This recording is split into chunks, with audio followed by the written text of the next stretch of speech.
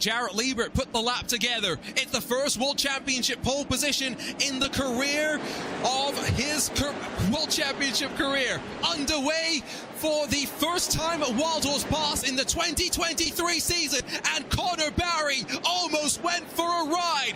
Big flip for Trenton Briley, who went all sorts of up and over, but Connor Barry, the champ, somehow still on all four wheels, but 3 wide and under pressure as they funnel through turn number 2.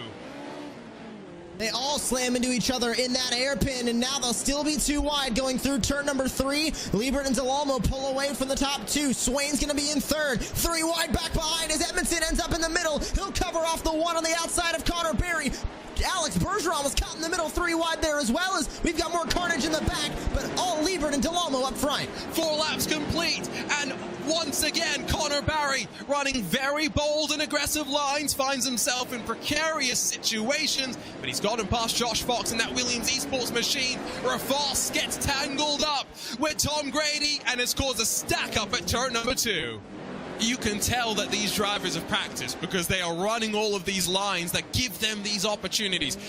I would say that for Connor Barry, ultimately 7th spot is not a bad place to be.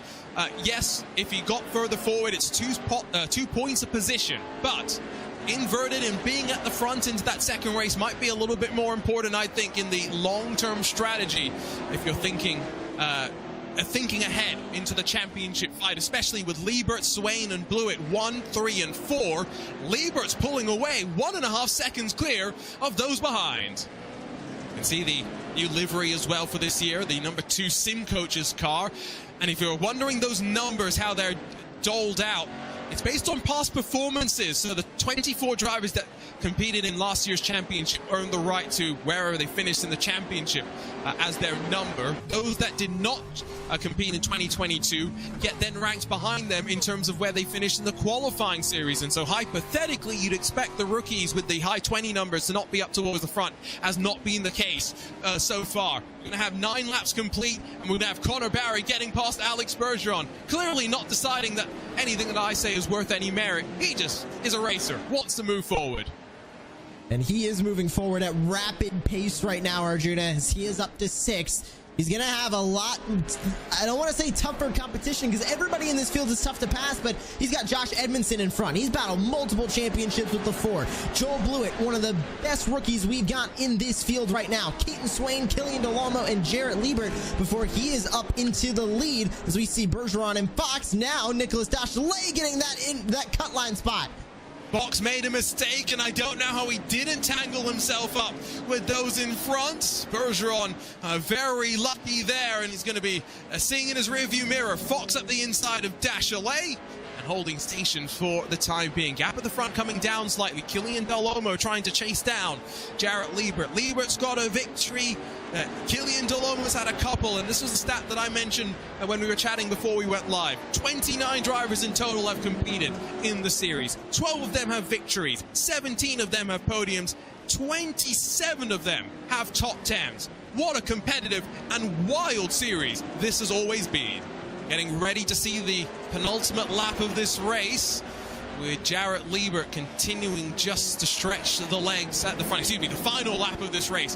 White flag in hand, 1.8 the margin, and Jarrett Liebert continues to pull away while Keaton Swain continues to look in the rearview mirror. But I don't necessarily think that we're locked and loaded for 8th either, where Josh Fox continues to feel the pressure from behind. Coming to the checkered flag, and this is also a battle for that invert as Justin Kay makes a mistake, tumbles down the order. Josh Fox still has that invert pole. Jarrett Liebert was the surprise pole position, and he looks as surprised as anyone to have grabbed a 2nd iRacing World Championship Off-Road Series win. It is a glorious day for Team Rowe, coming off the back of the 1 and 2. The job's not done though yet. One more race still yet to go. It almost looks like it's a bit overwhelming for Jarrett Liebert there.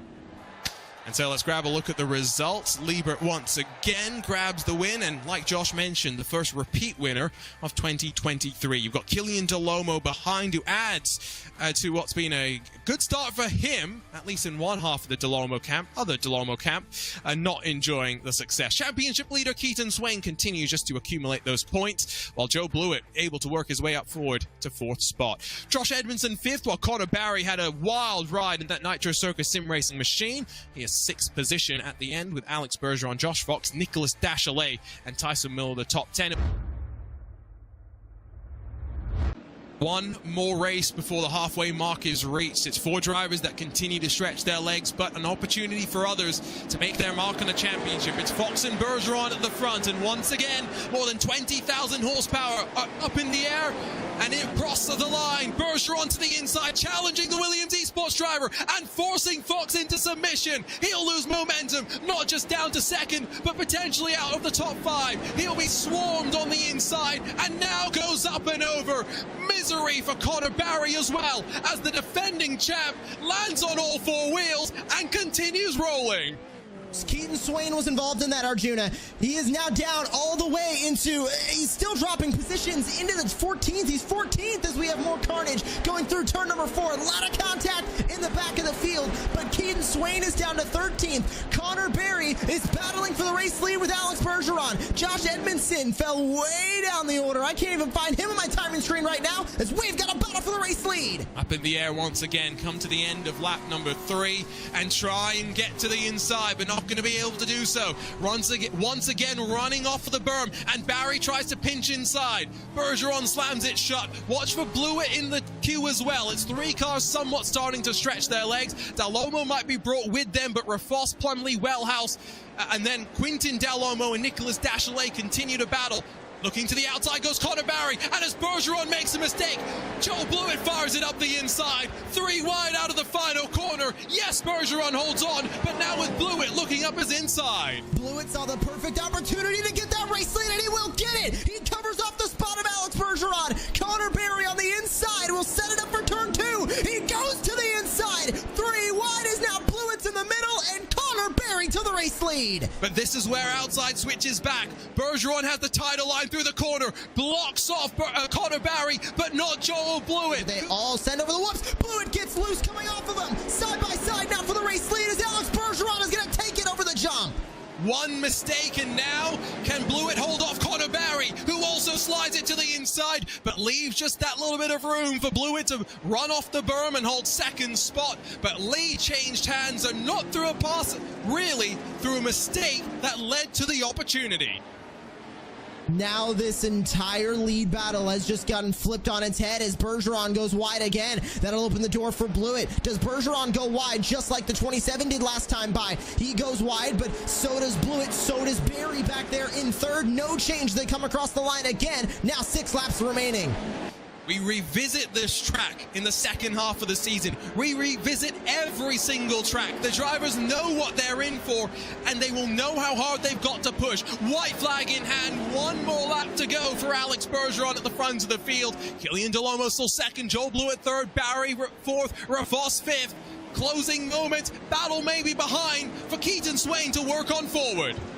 Keaton Swain has been marching his way up through the field the entire night since the start of race number 2. He's going to go for more spots. He's got a group of 3 ahead of him, but it's all Alex Bergeron for the race lead. 2 wins for Bergeron in 2022, but it's been a disappointing 2023. Finally, he reinserts himself into the conversation. It's Alex Bergeron that wins at the Wild Horse Pass Motorsports Park. Bergeron from 2nd took advantage of the battles behind, and the Canadian makes his way first to the line. Dalomo 2nd is going to be quite happy, I think, with the fact that he's got 2 podiums to speak of today. Simon Feigl is going to be smiling from the land down under. Joel Blewett, after a slightly disappointing qualifying, able to get some solid points on the board. And the champ, Connor Barry, after a slightly disappointing race 1, very much makes up for it in race 2. His teammate Jacob Rafos in the Nitro Circus sim racing machine is behind him to round out the top 5, while Jarrett Liebert, race 1 winner, gets up to 6th in front of Christopher Plumley, Nicholas Wellhouse, Keaton Swain, and Josh Fox, with Swain dropping to 9th with drama on the opening lap. It's Josh Edmondson and then Nicholas Dachalet, 11th and 12th positions, with Trenton Briley in front of the Team Rogue, number 17 of Cody Retzlaff, Tom Grady, Parker Retzlaff, Justin Kay, Connor Parisi, and then the Millers, Tyson in front of Terry to round out your top 20. Hard charges for the likes of Grady and Retzlaff +7 respectively, but for Keith Jeffrey lost 2 to be in 21st, while Dalomo and King, 2 DNFs in the race, 2 laps down, 13 laps down.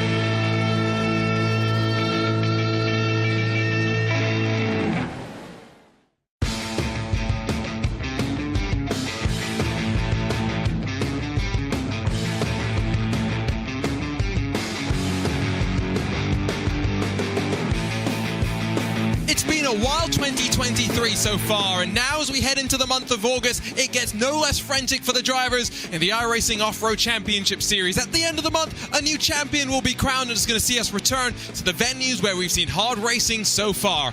Welcome back to the iRacing Esports Network and RaceSpot TV for coverage of the 2023 iRacing Off-Road Championship Series.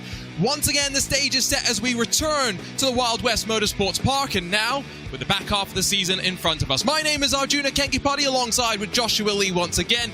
And Josh, the All-Stars had some fun a week ago as they made the switch over into the Pro 4 trucks, 900 horsepower, four-wheel drive, and now we head back to one of the shorter tracks to get a bit of a rewind to the start of the season and how the drivers started off. And going from the Pro 2 Light into the Pro 4, we still saw that exciting action that we've seen from the All-Star Invitational all season long. But I'm excited to see them go racing here at the Wild West Motorsports Park because I didn't get to see this race earlier on in the season for round number 1. I was out for that week, so I'm excited to see both our All-Stars and our World Championship competitors go racing in the Pro 4s around this track tonight. Grab a quick look at that schedule and run you down through what we've still got to come through the month of August. Like I said, 4 back-to-back weeks to close out this championship as we wind our way through. Josh missed our first round here, but we know just how frenetic that this 0.9 mile facility can truly be. With the 5 turns, always puts on some entertaining racing. Of note, Josh, is the fact that we do slightly split up the longer tracks that we've had. Both Bark River and Crandon, 1.5 miles in length, and they're going to be interrupted by a return to the bullring style racing of Wild Horse Pass Motorsports Park.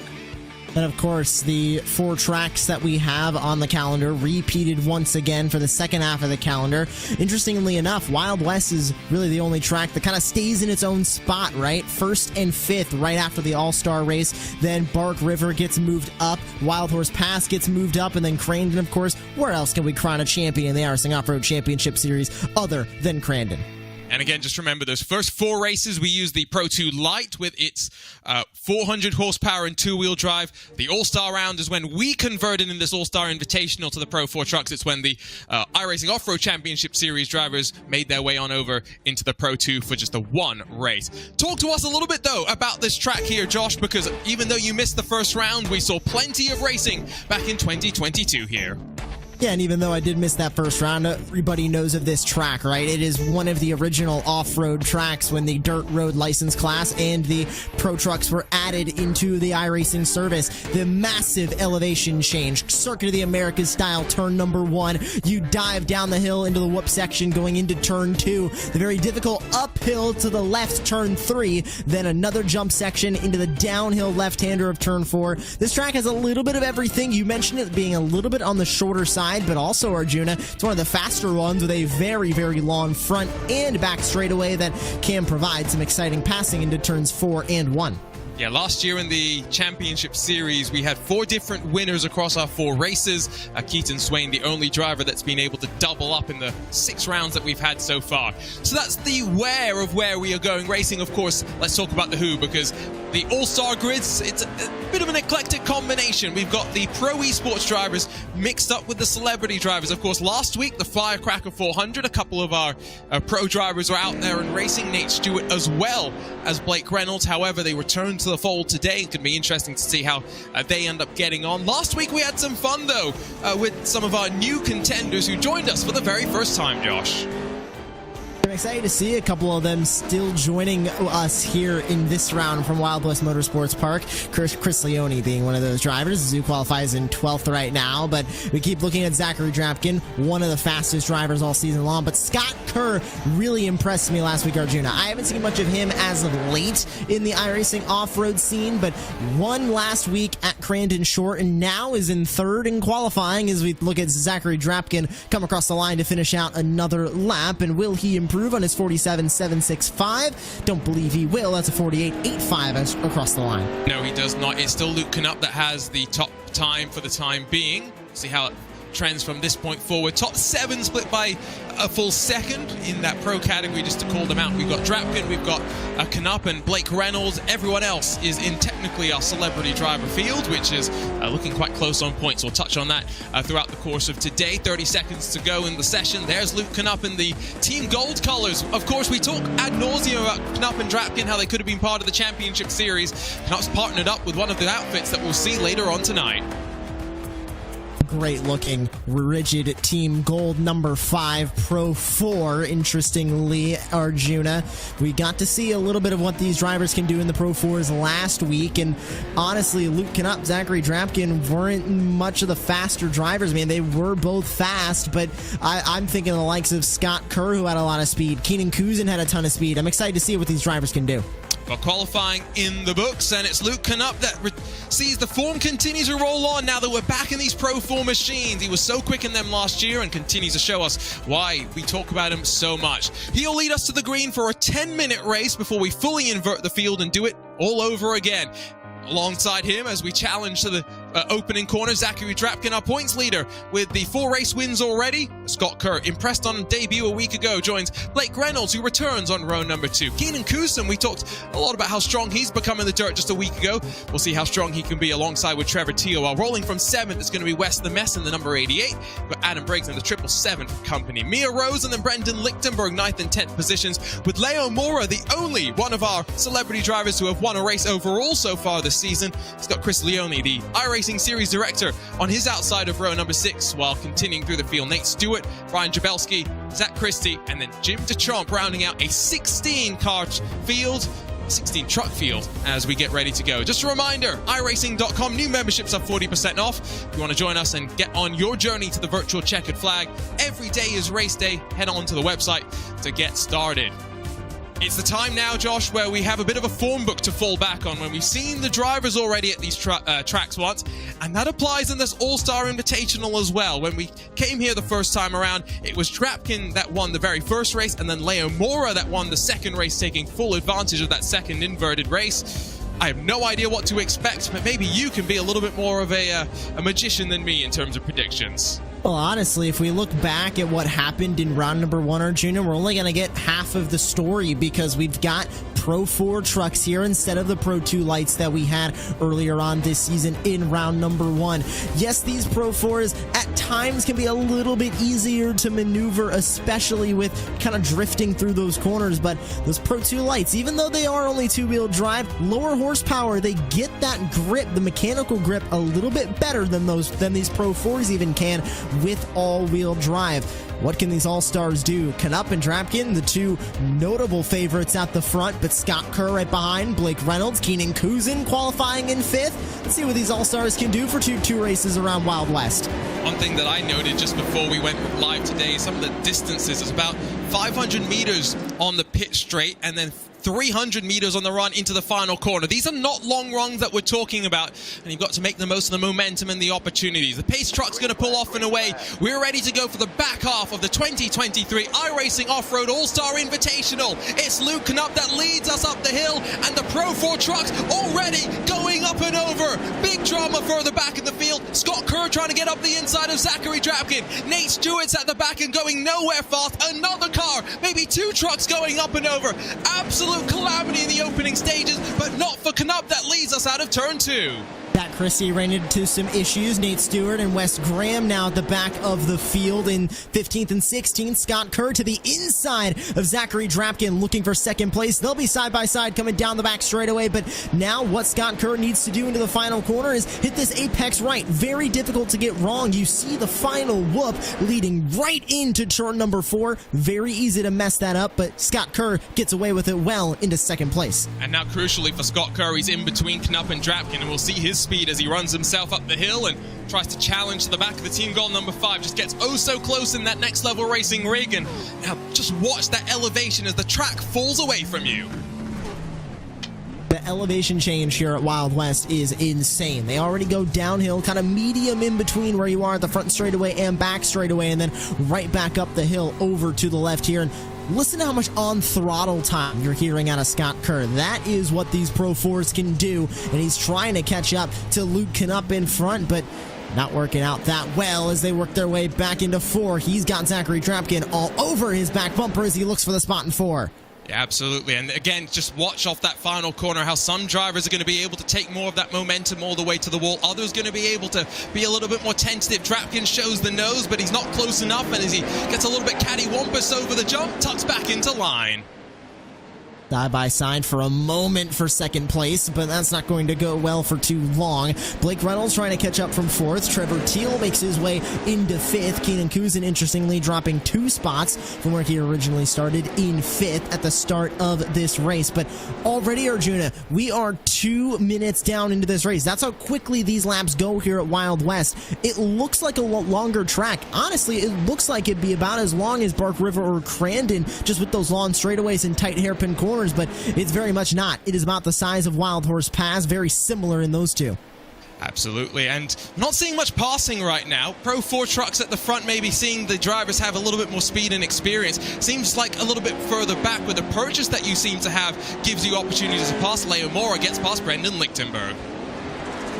We look back at this battle for 8th. There's a send from Lichtenberg. Did not go well in turn number 1. Slid way too far up the groove, and now over the whoop section heading into turn number 2. He'll try and set the pass back up on Mora. Mora goes wide, and that'll open the door for Lichtenberg. Is side by side with Rose and Christie for 10th. And we saw Mia Rose very quick here in the Pro 2 truck, but I think struggling a little bit more with Pro 4s, maybe a little bit less throttle control, maybe a little bit more in terms of just throwing the truck around, something a little bit different. And of course, as the track evolves, we talk so much about track evolution, Josh. That's something that the drivers have to learn over the course of 10-minute races. Oh, look how cattywampus Mia Rose got going over that final hump. But yeah, track elevation or track evolution is going to be such a much bigger talking point when we get to that World Championship, because over 10 minutes you're not going to see a whole lot of it, and with the resets as well in between these races, track evolution is not going to be huge in these All-Stars. They still will feel the effects, but watch for it in that World Championship. Oh, here we go, though. Drapkin finally trying to battle with Scott Kerr. It's because they lost, 1.2 seconds to the back of Luke Knupp. Inside switches back now for Scott Kerr as he tries to cover off the movement into the final corner. Drapkin still alongside and trying to go aggressive. The inside for Zachary Drapkin. He parks it on the apex, and he parks it a little bit too much. Scott Kerr going to mount him through 4, and that'll keep Zachary Drapkin in 2nd. But that is the definition of parking it in the middle of the corner, as that almost could have been bad for Skur and Drapkin.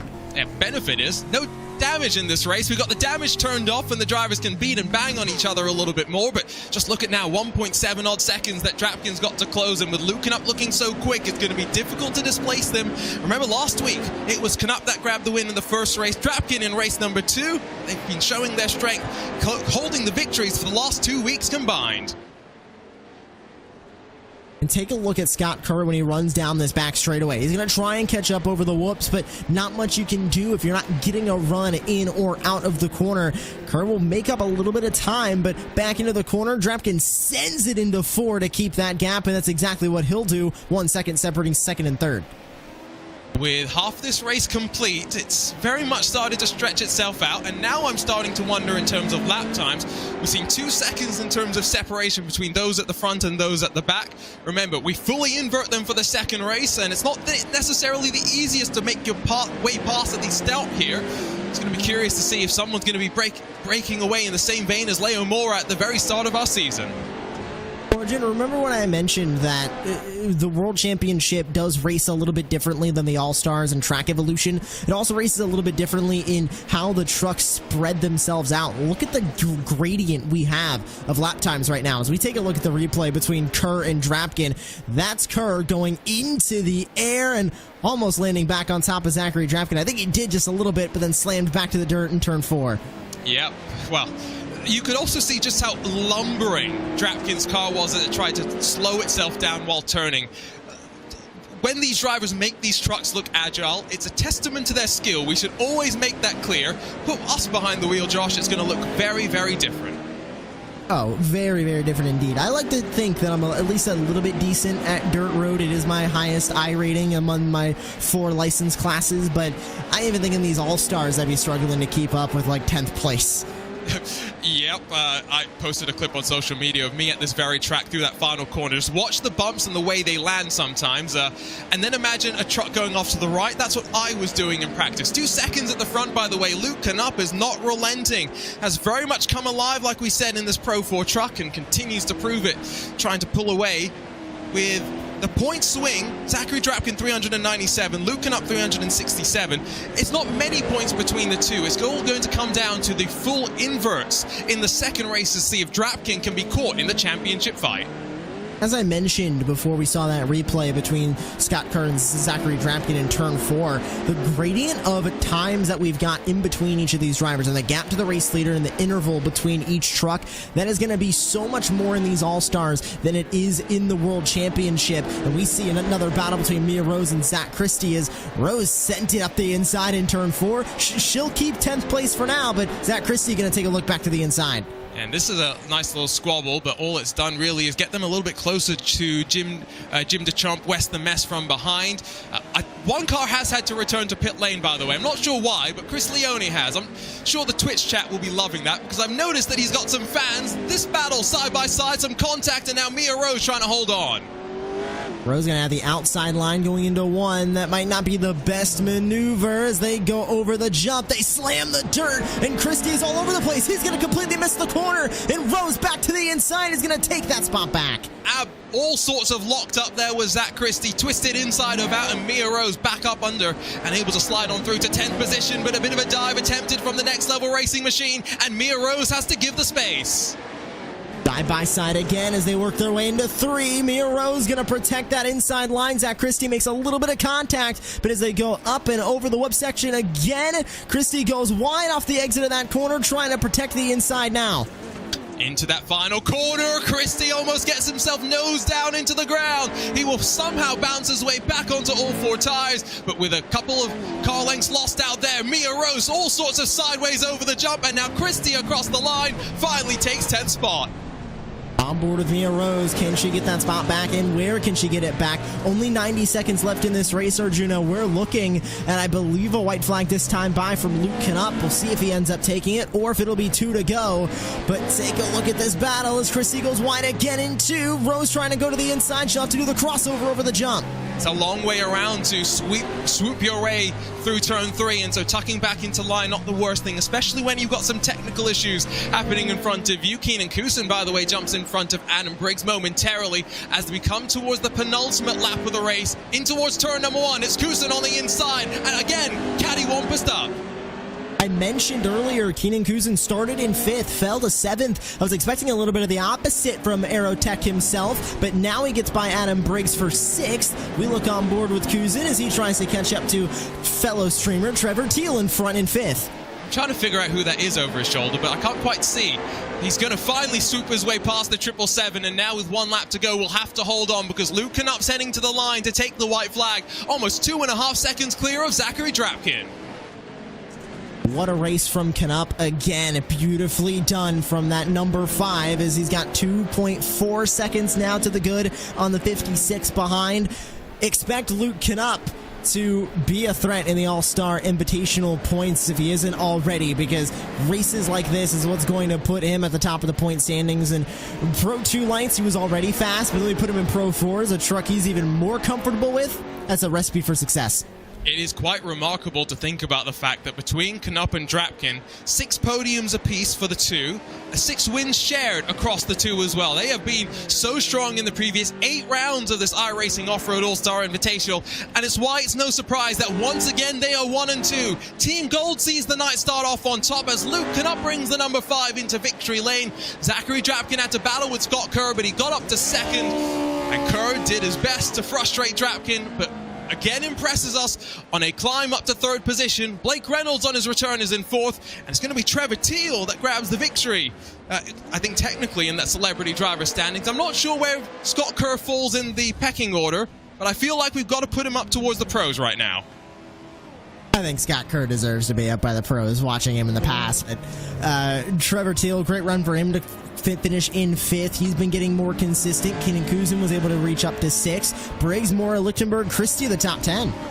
And so here's a look at those results, and you see the margins between the cars. Where there were battles, there were good fights, but we did see the separation pace maybe a little bit more clearly in this Pro 4 truck on our return to Wild West. It's 2.5 between Knupp and Drapkin, and they'll have an interesting task to fight their way from the back. You've got Scott Kerr in 3rd, and then Blake Reynolds on his return in front of Trevor Teal for a Nitro Circus Sim Racing 3, 4, and 5. It's Kenan Kuzin in 6th, just in front of Adam Briggs, getting that pass down on the penultimate lap, while Leo Mora, well, he was victorious here in the first round. He's got a lot of work, I think, to do in the second race if he wants to repeat that feat. Brendan Lichtenberg and Zach Christie will round out our top 10, while down in 11th position, Mia Rose, as well as Jim Deschamps, Wes Graham, Brian Chabelski, all scored on the lead lap. Not the case for Nate Stewart, who flipped on the opening lap, while Chris Leone had some subsequent drama, had to toe to pit lane.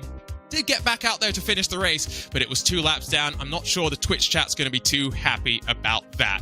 The drivers get a couple of minutes here to warm themselves up before they go racing once again. I'm wondering if we can try and grab a chat with our Race 1 winner. We'll dial that up if we can, but I mean, Josh, another great All-Star Invitational race. What do you think about our prospect of a full invert and 10 more minutes?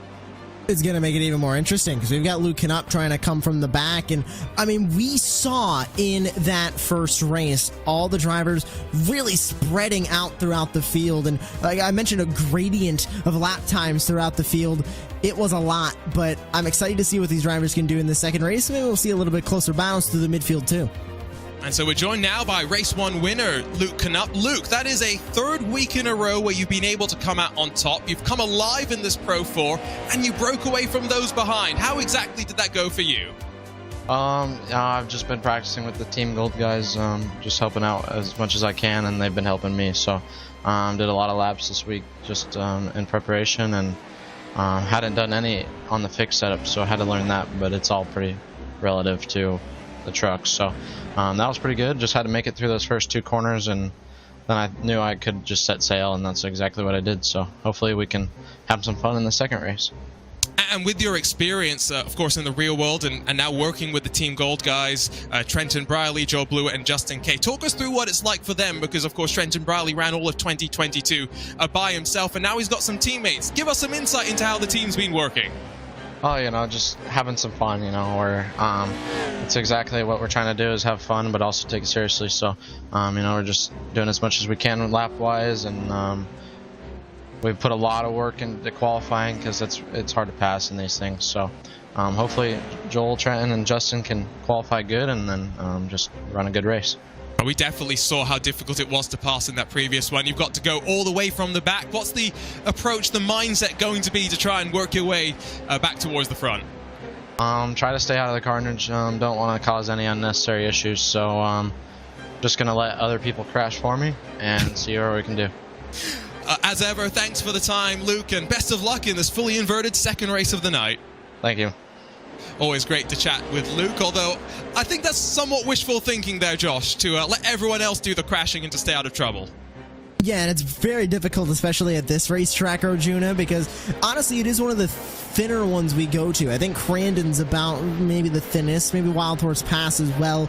Bark River's pretty thin, but Wild West, it just seems like everybody, especially if you're crashing towards the inside lane of these corners because it's very easy to keep the truck down there. So it's a lot of beating and banging in the inside line. It's a lot of crashing in that inside line. So you really got to be careful going through these corners because they are hairpin corners in every sense of the word.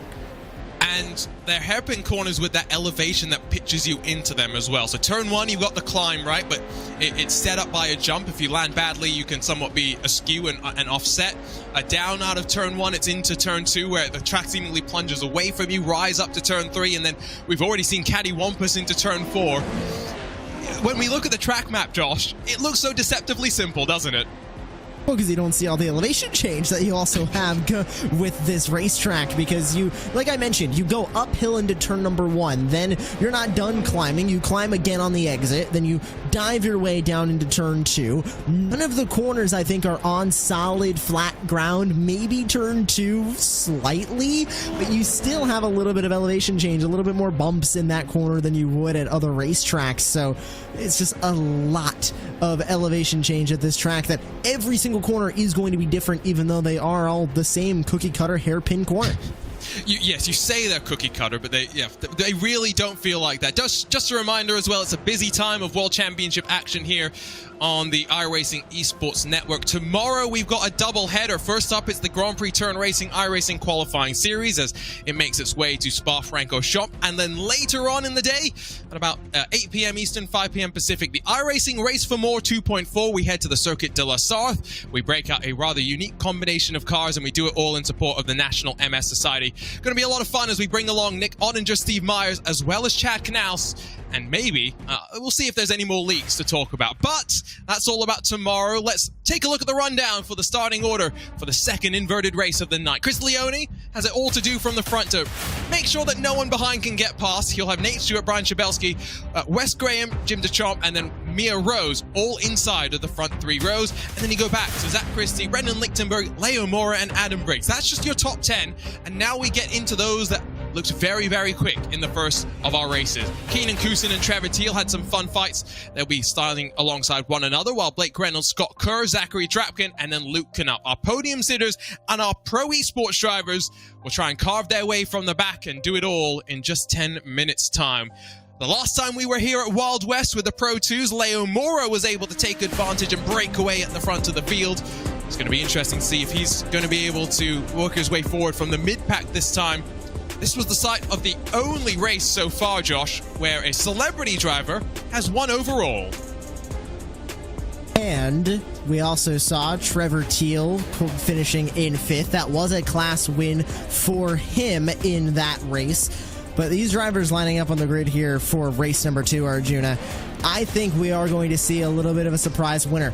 Do I think Chris Leone can hold it at the front? No. Do I think Nate Stewart can hold it at the front? That's a much different story. I think he's got a good chance to win this one. I think we could see Wes Graham be very quick from 4th. We haven't really seen much of Brian Sabelski. What can he do with a solid qualifying effort here for race number 2? And then Mia Rose has been steadily climbing the ranks all throughout this season. She's starting in 6th, very interestingly, side by side, or one row up from Zach Christie, who she was battling that entire last race.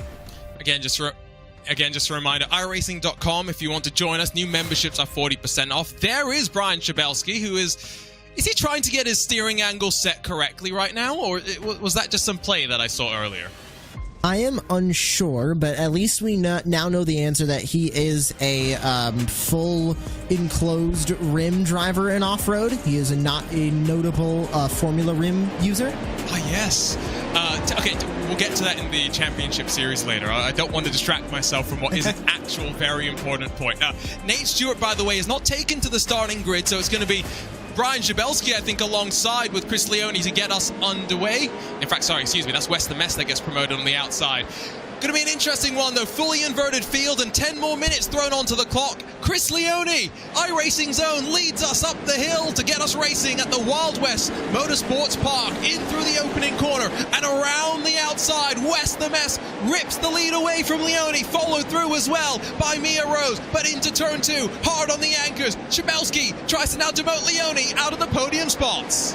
Zach Christie with a lot of issues going through turn number 1, but he could not hold on to that race lead, could not hold on to second. Can he hold on to third as he's got Zabelski right behind him? Adam Briggs side by side with Jim DeChamp. Brendan Lichtenberg trying to make spots as Trevor Teal is already up to P7. I think we're almost 3-4 wide there in the background for a moment, but there are plenty of drivers that have taken advantage of the chaos on the opening lap. Zach Christie's gone to the back, but moving forward 5 spots already. Trevor Teal, Luke Knups +6 as we funnel into turn 1 once again. Side by side for Leo Mora as Lichtenberg looks the long way around.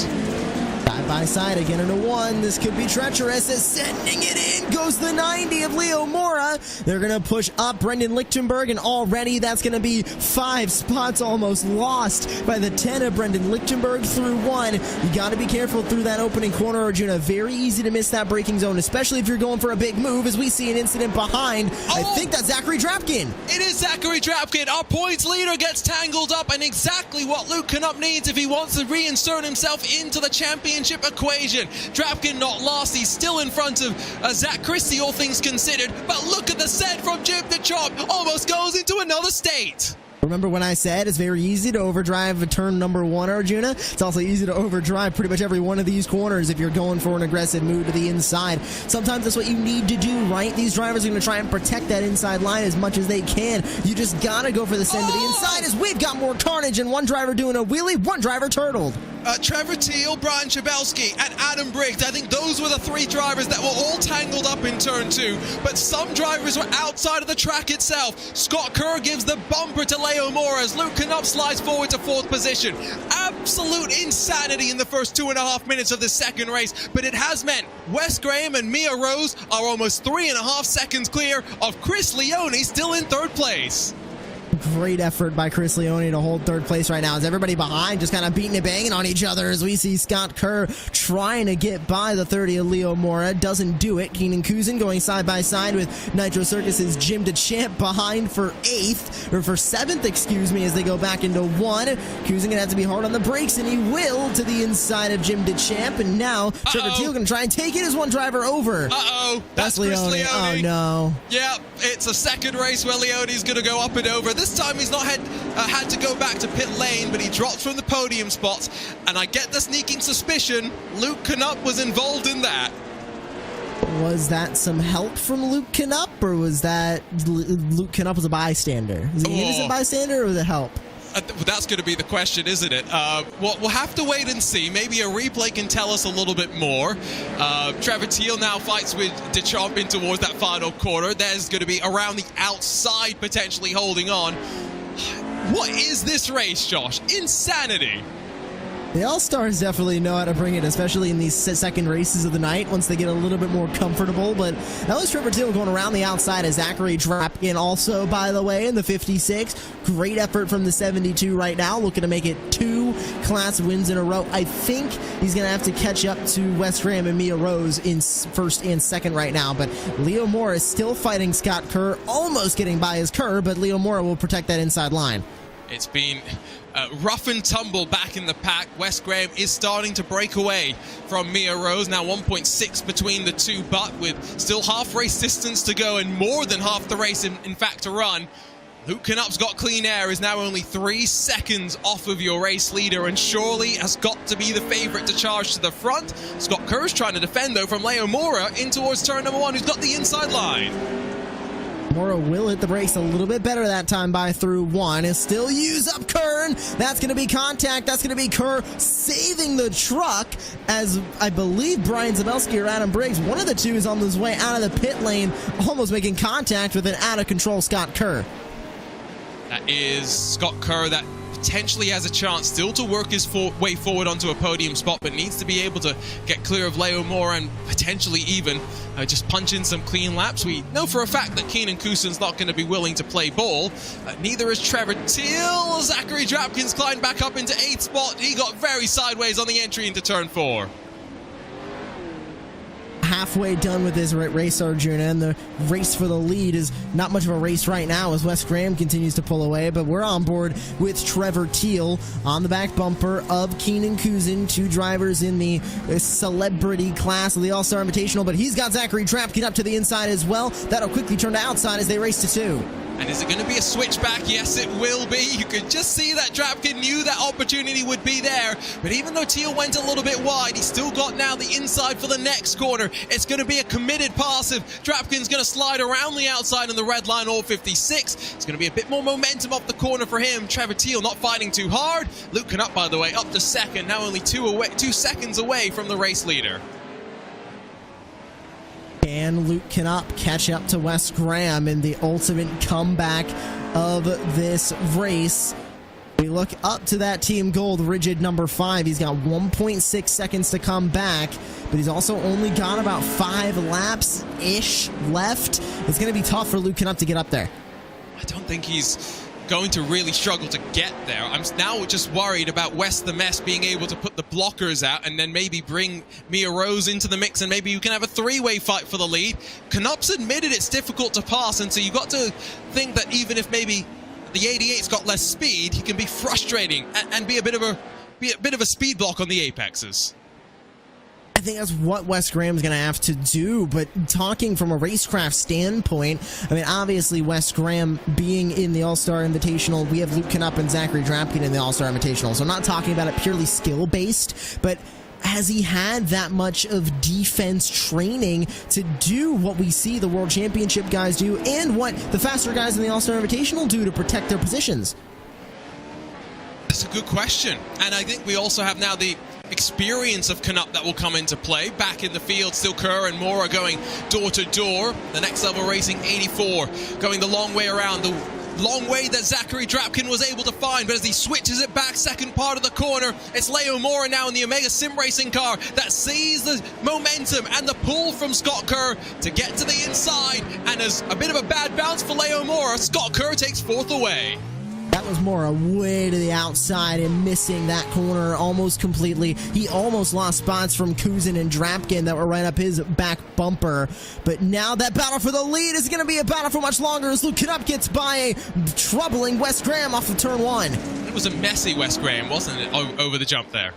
Wes the Mess. You see what I did there? Oh, I loved it. It was very poor, let's be honest. We can get some better puns in there. We'll see if we can slide one in towards the end. But yes, nice and easy for Canup, who's now looking like the first driver this season to have grabbed a double race victory in the All-Star Invitational. Drapkin's able to get past Keenan Kusin, but it's a long way away from being able to fight towards the front with his main rival in that championship as well. It's going to be interesting to see how much it closes up. Drapkin's got some damage limitation to do here. Side by side for this spot between as we look from Zachary Drapkin, that is Leo Mora up in front battling with a lapped machine up on the outside line, but that'll open the door for Zachary Drapkin to get to the inside of the 30. Slight touch to that side of that truck to get that truck a little bit upset to try and make that pass a little bit easier, and look at that. Mora overdrives turn 2. There goes Zachary Drapkin to the top 5. Beautifully done. Just put the pressure on, waited for the mistake, and slipped on through when the door presented itself. And now I think Drapkin's going to think maybe he's got enough time, maybe 2 laps or so, to try and close up to the back of Scott Kerr and grab 4th away from him. That's going to be about it, though, as we ride on board with Kusin. See how much dirt the drivers contend with in their visibility. Now, unfortunately, we don't have windshield tear-offs when we're looking on from a broadcast standpoint here, but the drivers, if they have binded a windshield tear-off button, can get that dirt off of their helmet visors. I was in the sim. Visor, not windshield. Off of the button is called windshield tear-off. Fair. Okay, it's okay. a visor tear-off. Okay. But don't make the mistake. If you're first-time dirt racers on iRacing, don't make the mistake of not binding one, because you'll hate your life after about 10 laps. Do you speak from experience there? No, I speak from experience from my friends. I swear. I swear I'm not speaking from personal. Fine, I'll speak from personal experience. It's a miserable time. Do not do it, no matter how short you think the race is truly going to be. We are getting on to that final lap, though. And as Kusin gets all sorts of loose and wide over the jump, Trevor Teal's going to slide on through. Doesn't look like he's too disappointed, though, from Keenan Kusin, mainly because he can't see where he's going. It was a small mistake from Keenan, honestly. It just ended up getting the truck a little bit more upset than I think he was expecting, but Mora goes wide again. That'll invite Trevor Teal to go back by, and this is still a good 3-truck battle for 6, but Luke Canup is looking to come away with another race victory in the All-Star Invitational. Oh, that's a big send from Mora to try and get past Teal, but it's all just effectively for 6th position. It's going to be out of the final corner where, whoa, Keaton Kusin up the inside, 3 abreast, and he's going to steal 7th away surely from Leo Mora, maybe 6th away from Trevor Teal. Luke Canup becomes the first 2-time winner in the iRacing Off-Road All-Star Invitational, going back-to-back at Wild West, but Trevor Teal around the outside will see Leo Mora mount him, and Keaton Kusin with a punch of the air is going to get 6th spot at the line. Leo Mora drove Trevor Teal up the track in turn 4, and that invited Keaton Kusin to walk away a 6th place finish. What a race, Arjuna. If that's what we're going to see in the World Championship Series, I cannot wait for those drivers to get on this racetrack. I mean, I lost my voice this past weekend for the most part, and it's just recovering. These drivers said, you know what, let's ruin it for you once again, Arjuna, and you know what, I'm not even mad about it.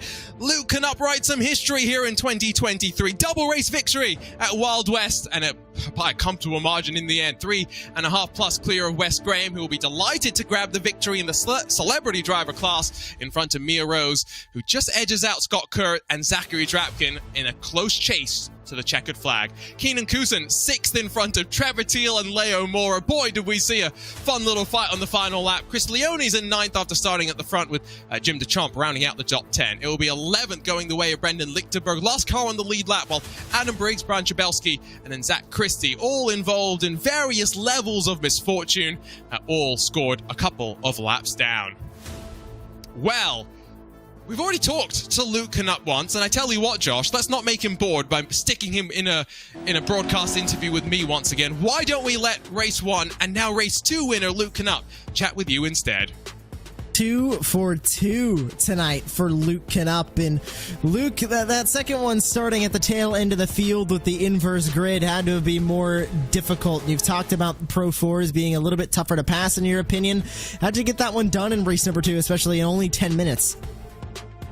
Just really tried to be patient. It was hard because just everyone's kind of going for the same line back to back to back. So just kind of found my rhythm and then got around all those guys and then had clean air to try to catch Wes and all them. So that was pretty fun.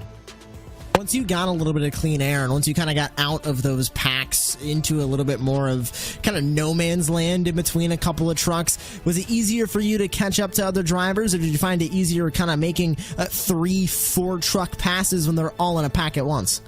At the beginning, for sure, try to get as many as possible in one corner. Like I think I passed like 5 in one corner once.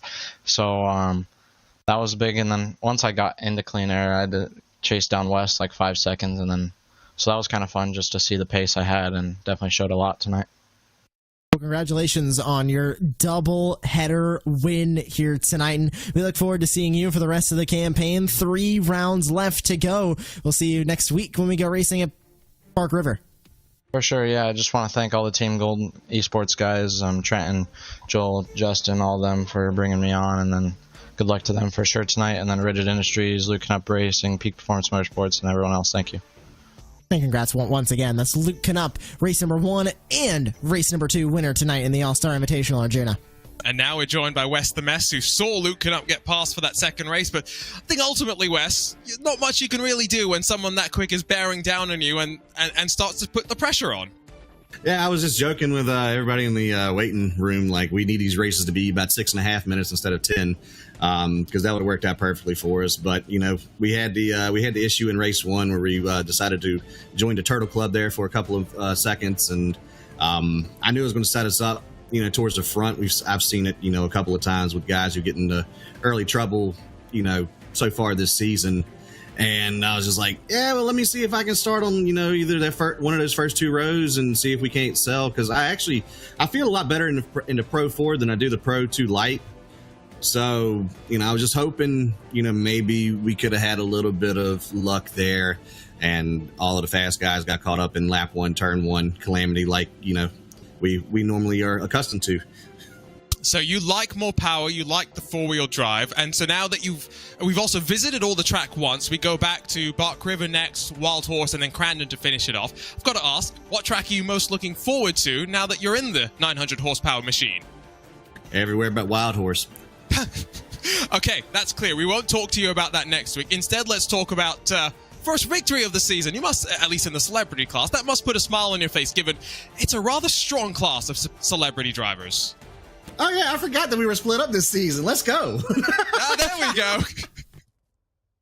Yeah, because I won the last race of the season in 2022 with the Beetle Light, and so yeah, this is awesome, cool. I'm going into NIS smiling. Now you can celebrate a winner as well. So West will let you go off and celebrate this, and we'll see you in a week's time over at Bark River. Thank y'all so much. West the Best joins us, and now we're going to have a very special double interview. We're going to bring in both Keenan Kusin and Trevor Teal because, boys, did you put a show on for us in the final lap there? We had some fun, that's for sure. Yeah, it's always good to race Teal, and not really familiar with the 30 truck. I've run into him in officials a couple times, and obviously we've been racing here, but Teal very much understands off-road is where I'm going to lean on you, but I'm not going to hit you, as in take you out or spin you out or whatever. So I'm glad you guys ended up watching it. I felt like it was the best show in the field at the time, so I'm glad you guys caught it. We almost missed the leader coming across the line. We were transfixed on you guys going 3 wide into the final corner. I do have to ask, Trevor, what was going through your mind when you ran a bit deep, Leo mounts you on the back, and you see Keenan slide up the inside and sail up to grab the position? I was like, oh, here we go again. We're in for a ride. But yeah, it was fun. We were just dicing it up out there.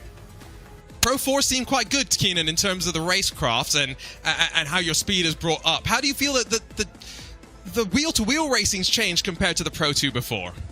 The way you set up passes is different. I feel like because of the horsepower, it's not like your momentum, especially here, your momentum's so important. You got to set up a pass like 3 corners before you actually planned on trying something.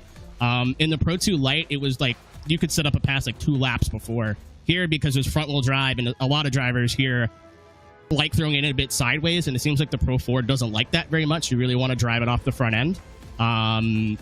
That those who were doing that would get great exits. So it'd be a little bit easier to set up some easy passes, especially in that second race, but still very much, hard to pass here. Doran, and I'm assuming that's what you're going to see in the pro race tonight. I mean, Trevor, you can give us a bit more insight into how your Nitro Circus sim racing teammates are feeling about tonight's racing. Yeah, they're feeling pretty good, man. We've done so much practice this last week, and yeah, they're looking good. They're prepared to win, so we just got to get their good result. We'll see how they go indeed. Thanks for joining us both, hoping that you can put on as fun a show next week as Bark River as he did tonight, because you might be the talk of the town. Heck yeah, thank you. Just want to give a big thanks to Nitro Circus, Next Level Racing, ZK Designs, and Arrow himself, because that was fun. That's me, I'm on the TV. The boys joining us, and now we'll go chat with Mia Rose as well, because Pro 4's to Pro 2 Lite teaming to the Pro 4 has been an interesting transition for someone more used to GT3 machines, Josh. Yeah, and another great effort for you, Mia, tonight. And saw you running up front within these Pro 4s. Pro 2 Lights versus Pro 4s seem pretty comfortable in an all-wheel drive versus two-wheel drive from the last couple of rounds. It might seem like I'm more comfortable, but I cannot get the pace out of these things. I think it took me until the second half of the night how to take the last corner properly. So I think that tells you how uncomfortable I still am in these things.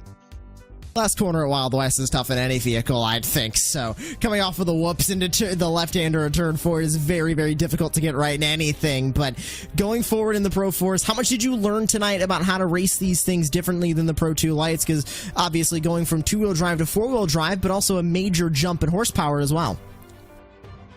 A lot of throttle control and realizing that you can take the track like a road course instead of having to cut every single exit tight to open up the next corner. At least in these things, you've got the power to flick the truck from one side to the other, but you can't really go too wide, or else you're just losing momentum.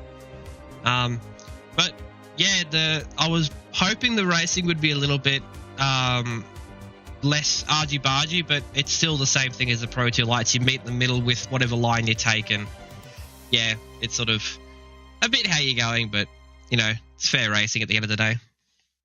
3 rounds left. We look forward to seeing you complete out this All-Star Invitational campaign, Mia. Congratulations on your good finishes tonight in the Pro 4s, and we look forward to seeing you continue to improve on in the rest of this season.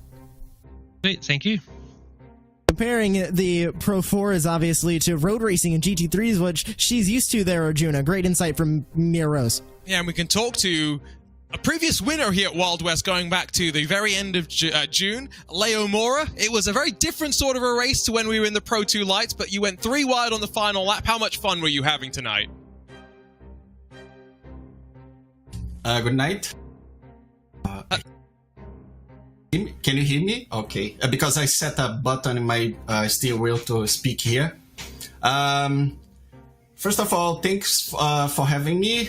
These have been a great championship. I have learned a lot. There are a lot of pro drivers here. Drive Pro 2 at Wild West is quite different because it's only he-wheel drive. So you don't have to control the throttle so much. You can slide more than the Pro 4. Also, I saw the guys like doing 47 is impressive lap, and I didn't have a lot of time to practice. But was a great race. I was surprised that 3 wide in the end. I was scared. I saw 2 trucks. I saw opportunity to go through, and I tried, but unfortunately didn't work. But I had a lot of fun. I'm sweating with this piece of fabric here just to clean up my forehead because I'm sweating a lot. These trucks, they are something. They are different than Pro 2.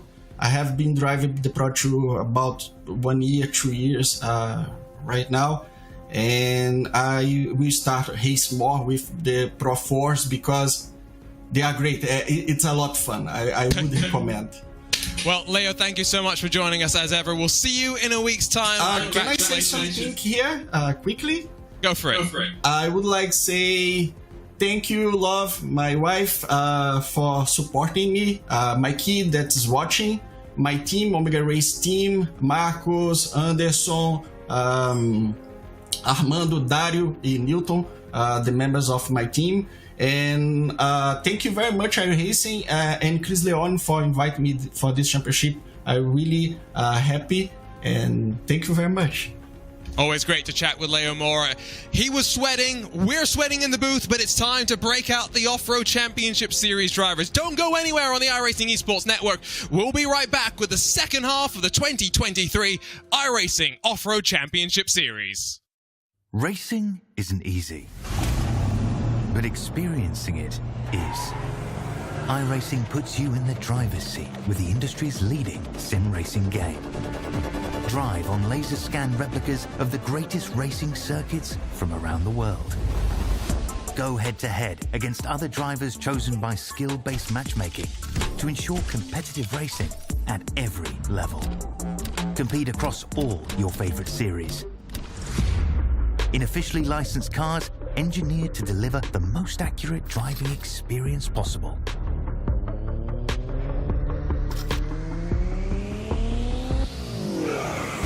Join a race or host your own with players from across the globe.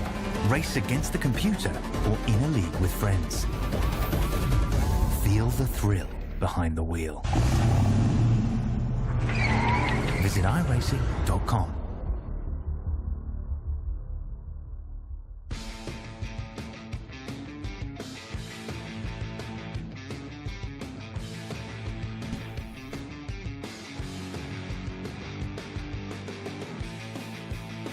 With half the season done, the championship favourites have made themselves known. It's not just the expected two of Keaton Swain and Conor Barry, though, that have impressed us so far. They have been joined by the rookies that have introduced themselves into the ranks of the World Championship with ultra-impressive consistency. All you need to be a successful driver in the 2023 iRacing Off-Road Championship Series. Hello everyone and welcome back to the iRacing Esports Network and welcome to RaceBot TV. 4 more weeks of action through the month of August will see us crown our second ever iRacing Off-Road Champion. And my name is Arjuna Kankipati, delighted to be alongside with Joshua Lee as we work you through all the action. Let's talk through the schedule, where we've been, where we've still got left to go, because it's similar, Josh, but things have slightly changed after our exhibition round with the Pro 2s at Crandon Short. I mentioned it earlier, Wild West is really the only track that's going to stay in. It's kind of same slot, right? Crandon's going to go all the way back to the bottom. Wild Horse Pass is going to be our second to last race, and then Bark River next week. We'll have not a lot of time in between the two races at Bark River, last one being on July 12th, less than 1 month ago. And so that's the story of where we've been, where we've still got left to go. Let's talk to you about how we build points and how drivers accumulate them in the championship, because it starts in qualifying. If you're fastest of them all, you get 5 points to your name. You have the best grid stall from which to launch yourself into the first of 2 main events with 50 points for the winner in each of them. Now, after the first of the main events, we invert the top 8 and we go for that second race, meaning that there is a maximum of 105 points on the line as drivers fight for their share of $25,000, our winner walking away with $10,000 to their name. 4 rounds in the books, we said. 4 drivers have very much made themselves known. Let's run you down through the championship standings. Yes, Keaton Swain still continues to lead the way, but it's only by 2 points from Connor Barry. 1 and 2 in points last year. Still nothing really left to separate them. It's the 2 that are hunting them down, Josh, that have very much, I think, shocked the world. Jarrett Liebert and Joel Blewett.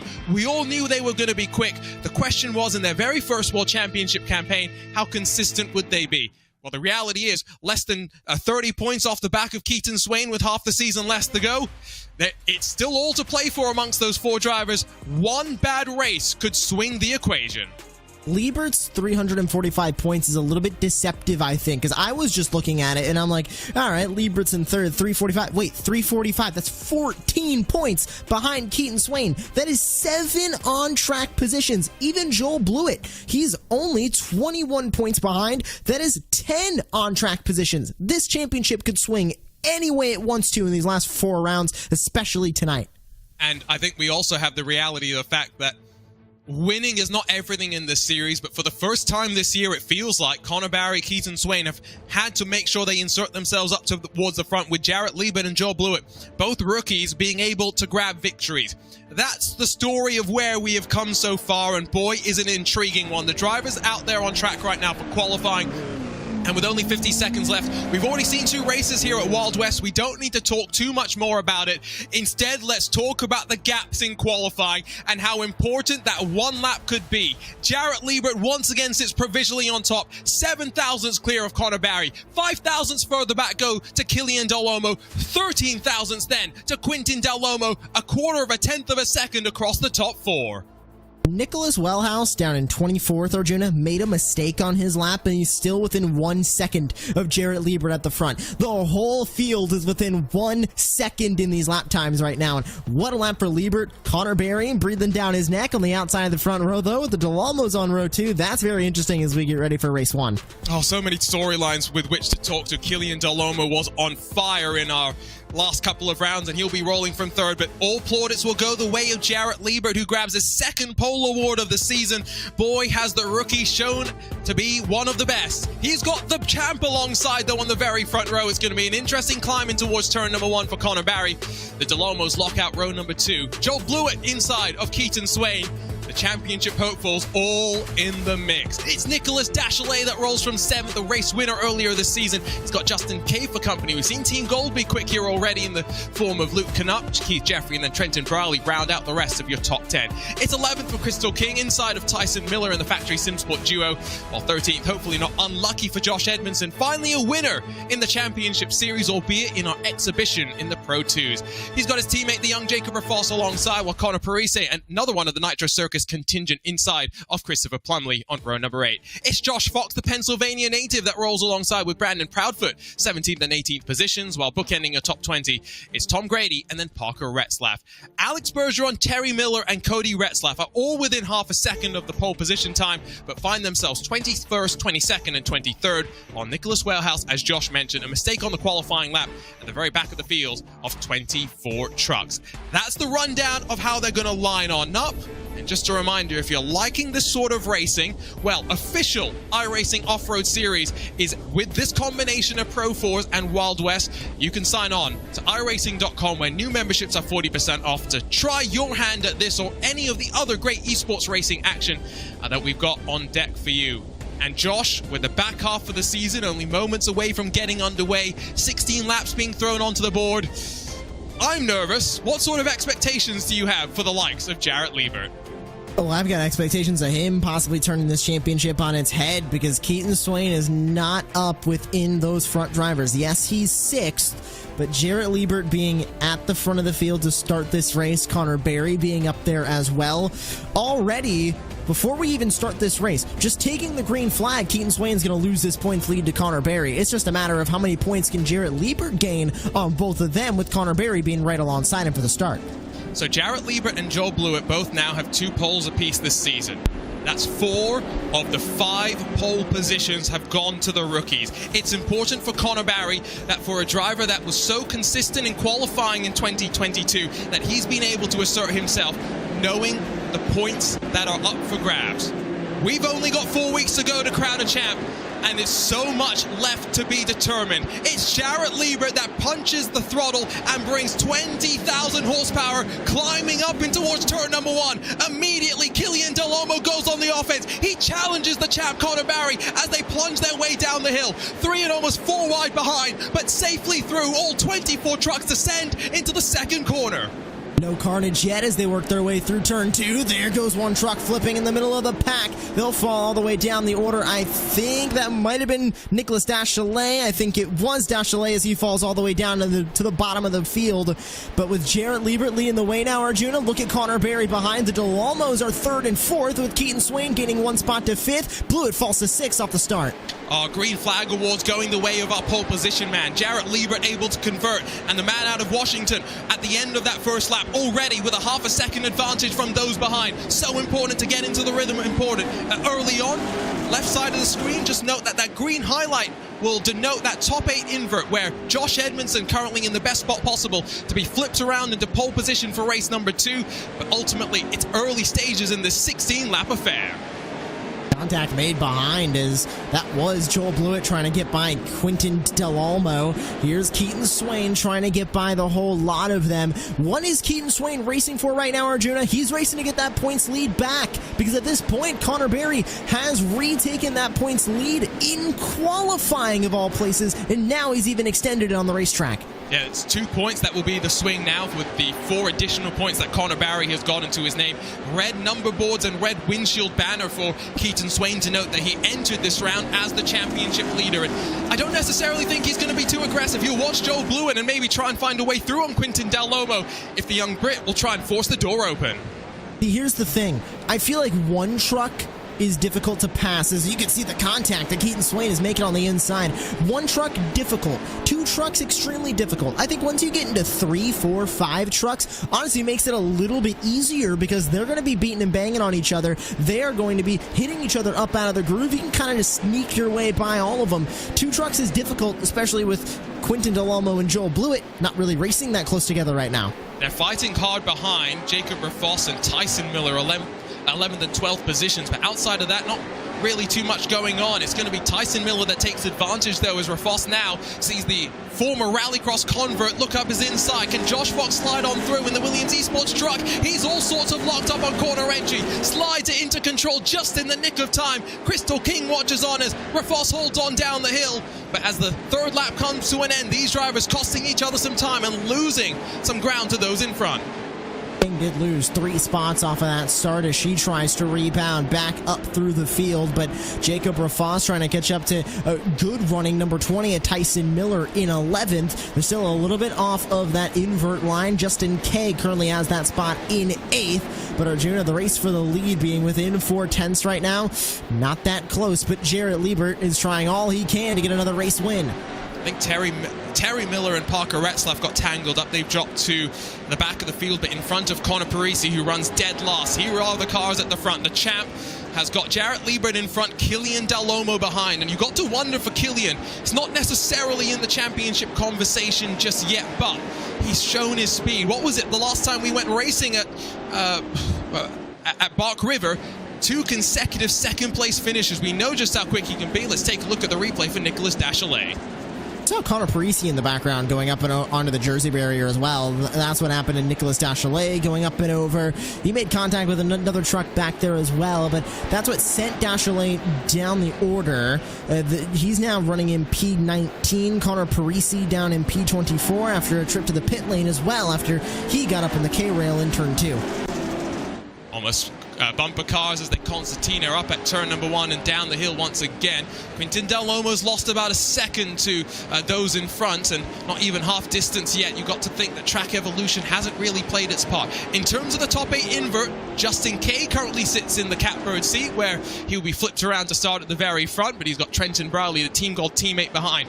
That might be somewhat useful, Josh, to be able to communicate and plan out to cover off the moves from Keith Jeffrey and Tyson Miller come the end of the race. You know it's going to start getting a little bit feisty.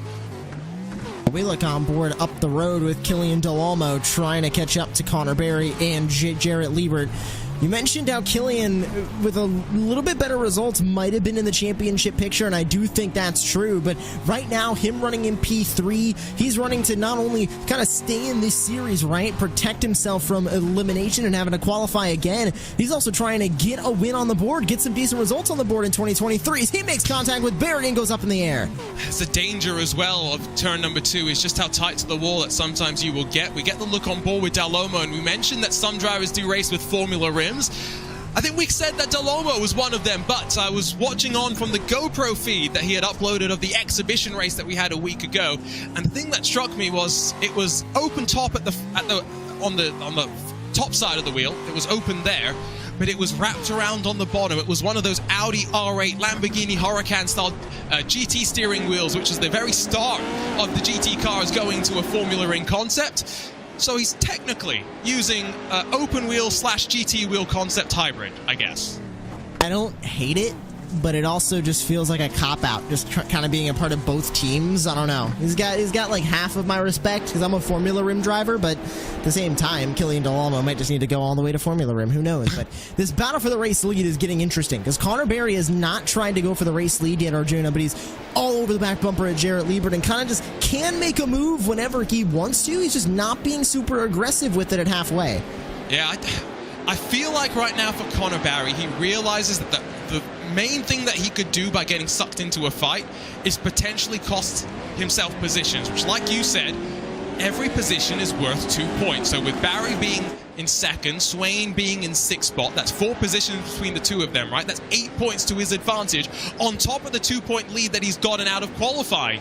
The margins in this championship are going to be so small if we talk through these live points. With Liebert in the lead right now, that's going to help him in trying to catch up to Keaton Swain, with Swain being down in 6th. That's all well and good. But Connor Berry running in 2nd, he's not going to make up a whole lot on Connor Berry with him running right behind him. Berry doesn't need this win. He's already got the points lead. Does he not even go for the win? Does he just go for a good points day? Or is he going to try and get by Jarrett Liebert? And where can he get by Jarrett Liebert? As we take a look at those live points, and Keaton Swain falling to 3rd in the live points, Arjuna. Jarrett Liebert up to P2. Yep, and as they continue to fight, you can just see the look of focus on the face of Connor Berry. He's going to continue to slide as they get closer and closer to Connor Parisi. A lap down car that surely isn't going to prove to be too much of a challenge for them. That does end up being a bit of a lap car situation. There are the points, and you can see not just the position gains in green and red on that right corner of the box, but you can also see just how large the gaps are. Note Jarrett Liebert in front of Keaton Swain, but that 27 machine, of Joel Blewett, by virtue of being back in 5th, not closing with the same rate of knots. Find it so interesting looking at those live points, Arjuna, that where Keaton Swain is right now, and with him not earning any points in qualifying, that completely flipped the script. He's down into 3rd. Barry's in the lead, yes. Jarrett Liebert is now in striking distance. He can take the points lead tonight as he's looking at a race number 1 win if Connor Berry can't find a way by.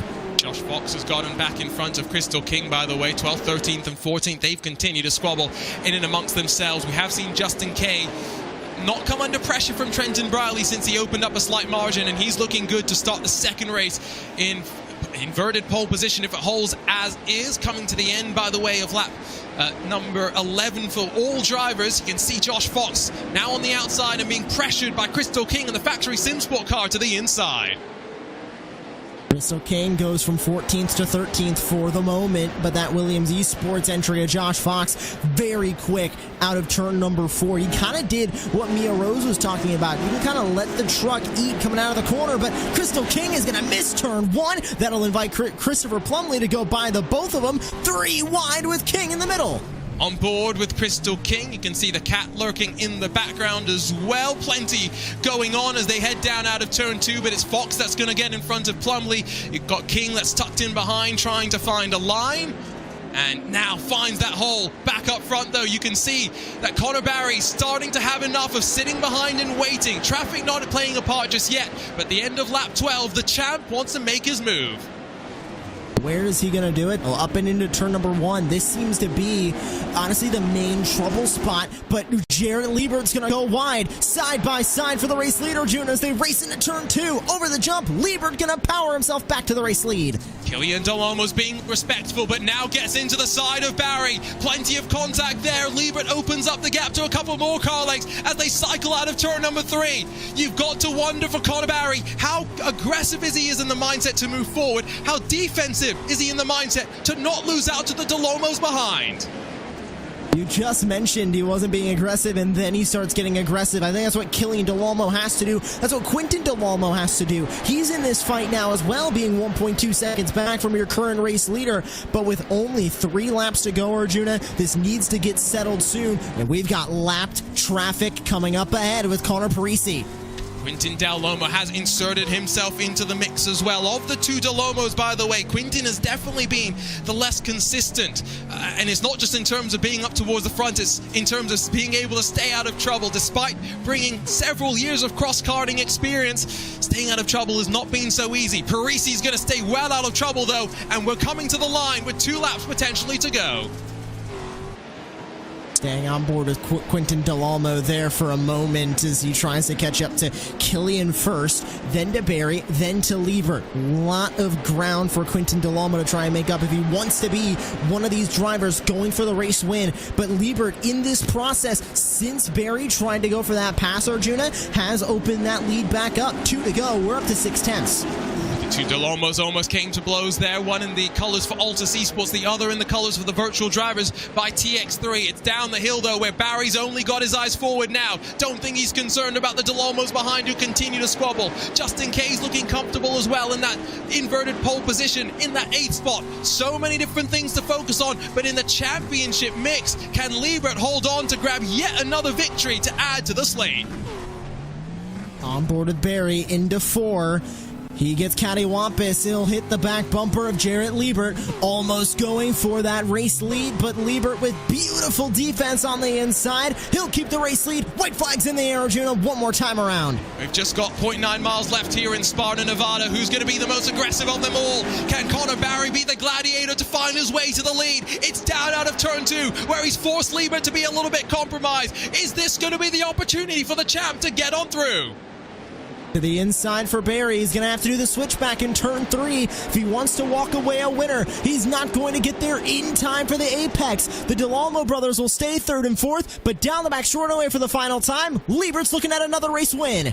No changes in the top 6 since the start of this race, at least compared to where they qualified. Relatively calm, but I don't think Jarrett Liebert would say that was the story. It's his 9th career start in the iRacing Off-Road Championship Series, and for Jarrett Liebert, a 3rd career victory here at the Wild West Motorsports Park. He holds off the pressure from the champ and comes out on top, now just 9 points back from the leaders. Arjuna, you mentioned the top 6 remaining unchanged. Keaton Swain will finish in 6th. Those points now are solid going into the next race. That Keaton Swain's down into 3rd. 2nd place goes to Liebert. 1st to Barry. We have a completely different championship going into the 2nd race of the night. Boy, I'm so excited about the second half of the season. I don't think it gets much better in terms of racing than this iRacing Off-Road Championship Series. 3 tenths at the front. You don't always need passes to make something special. You just need that close tension that Liebert and Barry managed to keep us captivated with. Killian Delolmo leads the Delomos across the line. He'll be delighted with what becomes a 6th career podium for him, but Quinton Delolmo unfortunately misses out on what would have been a 4th career podium. Joel Blewett 5th in front of Keaton Swain, so at least grabs 2 more points compared to the points leader coming into the round. Josh Edmondson, Justin Kay will be at the front of our inverted top 8 come the second 16 laps of racing, while Trenton Browley and Keith Jeffrey just miss out on the invert. 11th goes the way of Jacob Rafoss, just in front of Tyson Miller, Crystal King, and then Josh Fox, who slid behind the 2 factory SimSport machines come the end. Brandon Proudfoot lined up 15th come the checkered in front of Christopher Plumley, Nicholas Dashley, Tom Grady, Terry Miller, and then Nicholas Wellhouse, all in the top 20. Only 2 more cars scored on the lead lap. It was Parker in front of Cody Retzlaff, while Connor Parisi got out of harm's way as the lapped car to let the leaders battle to the line. Alex Bergeron in that number 9 machine, 2 laps down. Not being an easy season for him by any means. Fastest lap as well did go to Connor Barry. You got the sense that he didn't necessarily force the issue. And now the live point situation means that the champ is back on top. And by 9 full points, Keaton Swain in 1 race and 1 qualifying session now finds himself 10 points on the back foot. Joel Blewett closed that gap too, Arjuna. Remember when I said it was 21 points separating Blewett from the top of the pack? Now it's only 19. Yes, it's 2 points, but that still is him inching ever so closely to being back in this championship conversation. But Barry now, he goes from trying to make up points on Keaton Swain to trying to protect a lead. Jarrett Liebert can see the points lead right in front of him, especially with this invert. What is going to happen in race number 2 tonight? This is going to get good. It's been good so far this season. It's just been bubbling up to this. Just a reminder that the number system as well changed for this year. Drivers assign numbers based on historical performances. Numbers 1 and 2 in the championship, you'd expect them to be 1 and 2. Numbers 25 and 27, the rookies, those are the ones that continue to be the surprise. And boy, Jarrett Liebert with a 3rd career victory, a win percentage of 33%. He's not far away from matching Keaton Swain as the most winning driver in series history. Let's see what he can do in the second race of the night. Justin Kay will lead us to the green, though. He's got Josh Edmondson alongside, while the points leader coming into the night has a bit of work to do to re-establish himself at the front. He's got Joel Blewett, fellow championship hopeful, alongside. The 2 Del Olmos once again alongside, but this time Quintin in front of Killian on row number 3. Lining back up in 7th is the champ, Connor Barry. He's got our race number 1 winner, Jarrett Liebert, on his right-hand side. Trenton Browley, Keith Jeffrey will be bookending your top 10 with Jacob Rafoss, Tyson Miller, 11th and 12th positions. It's 13th to go the way of Crystal King, Josh Fox alongside. They had some fun fights, see what they can do from row 7, while Brandon Proudfoot, Christopher Plumley, Nicholas Dashley, and then Tom Grady round out those front 9 rows. Just 6 more drivers to speak of. It's Terry Miller, Nicholas Wellhouse, who worked his way forward from 24th to 20th, while Parker Retzlaff in front of Cody Retzlaff, and Connor Parisi and Alex Bergeron, your field of 24 trucks to do battle once again. Look from up above at the cars just waiting for the pace truck to roll off and away and lead them into turn number 4. Just a reminder, new signups are 40% off if you head to iRacing.com. Every day is race day, and the Off-Road Official Series bring the Pro 4 trucks to Wild West this week, so you can get in on the fun and join the Championship Series drivers and see if you can match their lap times. I get the sense, though, that our pole position times here of, what was it, a 47.430, that's probably a little bit beyond most people's reach. Don't ask me to try and match the pole time from tonight, Arjuna. That's not going to go well. What happens if we ask you to match the slowest time in qualifying? How about that? Also not going to go well. I think I'd be a solid 3 seconds off of that time, too. Well, Justin Kay is getting ready to go. What sort of pressure do you think there is for a driver leading their very first race to the green, especially knowing that it's a prime opportunity to potentially grab your first top 5, let alone your first podium or victory? I think he's going to have some pressure, but Justin Kay has been, like our entire rookie class this season, very, very quick and very, very confident in their driving. I'm expecting some good things from Justin Kay. We'll see if he can hold on to that race lead, especially with veteran Josh Edmondson starting to his outside and Keaton Swain right behind. It's a bit of a contrast, right? You've got the rookie and then one of the most experienced, a 17-year-old alongside a 37-year-old. The speed clearly quite similar. It's going to come down now to the racecraft. We'll see the pace truck off and away. We've got just 3 weeks after this to crown a champion, and Justin Kay doesn't want to hang around, picks up the throttle and launches us once more into racing at Wild West Motorsports Park. Connor Barry trying to go aggressive in that too. He's already up to, sorry, that's Keaton Swain. I made that mistake once again. He's up to second spot. He knows he can't hold back. Keaton Swain needs these positions. Connor Berry's going to make Josh Edmondson make contact with him. Edmondson's on his side. He is going to get pushed back onto all four wheels. One more driver gets shoved into the outside retaining wall as Edmondson goes over again, back on the wheels again, but in 24th. He cannot buy any luck, it would seem, Edmondson, after the success in the non-points round. Back to the championship form, it would seem. Look at the run, though, into that final corner. It's Justin Kay that took the early lead, and now 1 second clear of Keaton Swain, Joe Blewett, Killian Delhomme, and Quintin Delhomme, the rest of the top five. And now Connor Barry, the one stuck in 6th position, trying to work on forward. We're back through turn number 1, and Justin Kay is extending his race lead to Keaton Swain, but look at where Connor Barry and Jarrett Liebert are currently running. This is going to push the championship back almost towards in favor of Keaton Swain. At the moment, Barry would hold that points lead, but not by much. Keaton Swain had a disastrous first race. Right now, race number 2 is looking up for him as we see Barry in that points lead and Keaton Swain regaining second place with Jarrett Liebert being down by 11. And this is what the top 8 invert does, right? When we head into the final round of the championship, if we do have the 4 drivers still in the mix, even if one has a particularly good result in the first but then drops back to 8th, instantly that is a 16-point swing that they then have to make up in that second race if anyone else gets flipped towards the front. So there's so much to talk about. Bit of contact there from Barry as he tries to get to the inside of Quintin Delhomme, who does seem to be a little slower than his fellow Delhomme. The Altus car has been flying this season. Let's take a look, though, what happened to Edmondson on the outside. he pushed Keaton Swain. He got pushed from behind as well. There's a couple other trucks to put him back on the wheels, but then hits that K-rail on the outside, flips it up and over, back on all 4 wheels, no damage, no real aero damage can happen in these trucks, so he's still able to continue on, but at the moment, being down in 22nd, like you mentioned, it doesn't seem like he can get any luck this season. Josh Edmondson and the iRacing Off-Road Championship Series. No, absolutely not. I keep making that mistake with Keaton Swain and that number 2, and that's after talking about the fact that the number system changed. I find Connor Barry's number 2 it's such an iconic combination. Of course, a paint scheme that he ran in the sim last year is the one that he ran in the real world. So much a crossover for him. He's now in a brand new bright red Team General tire. Nitro Circus sim racing machine, so it should be a little bit easier to pick out than that. We're going to come to the end of lap number 4, though, and still with Justin Kay leading the way, but now with the pressure being applied. Similar sort of margin that we saw in the first race between Liebert and Barry. Now it's just the roles reversed. It's Kay being hunted down by Swain. If Keaton Swain ends up losing out on a couple of positions here, look at where Joel Blewett is. We're on board with him right now in 3rd. This could be a good points night for him as well. He gets contact from behind and Killian Delhomme, but if Keaton Swain loses out on some points, Joel Blewett picks up those pieces. Right now, he's 22 points back from that current points leader of Connor Barry, but he can go forward still, and Keaton Swain can still fall backward.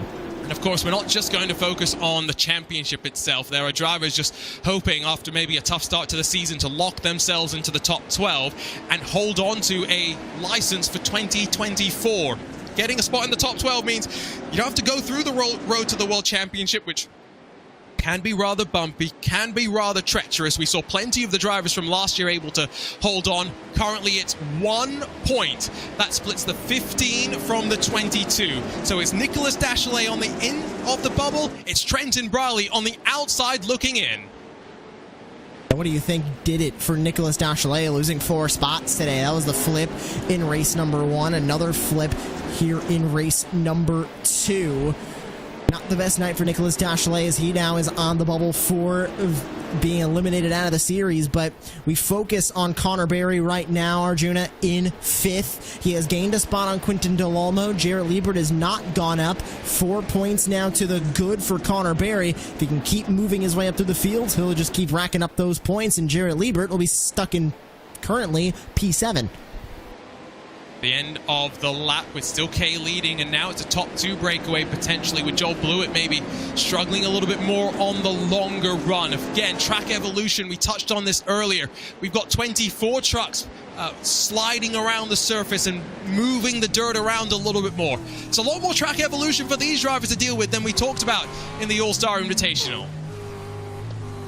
The track evolution in these World Championship races, obviously, they're longer, so you're going to see more track evolution, but more trucks running on the racetrack as well. These Pro 4s tend to work up that dirt a little bit better than the Pro 2 Lights earlier on in the season for the All-Stars, or the Pro 2s that we saw last week in the All-Star Exhibition race. But you feel the differences, especially with these recent updates. You feel the differences very, very quickly, Arjuna. They're feeling differences in the trucks now than they were on lap number 1.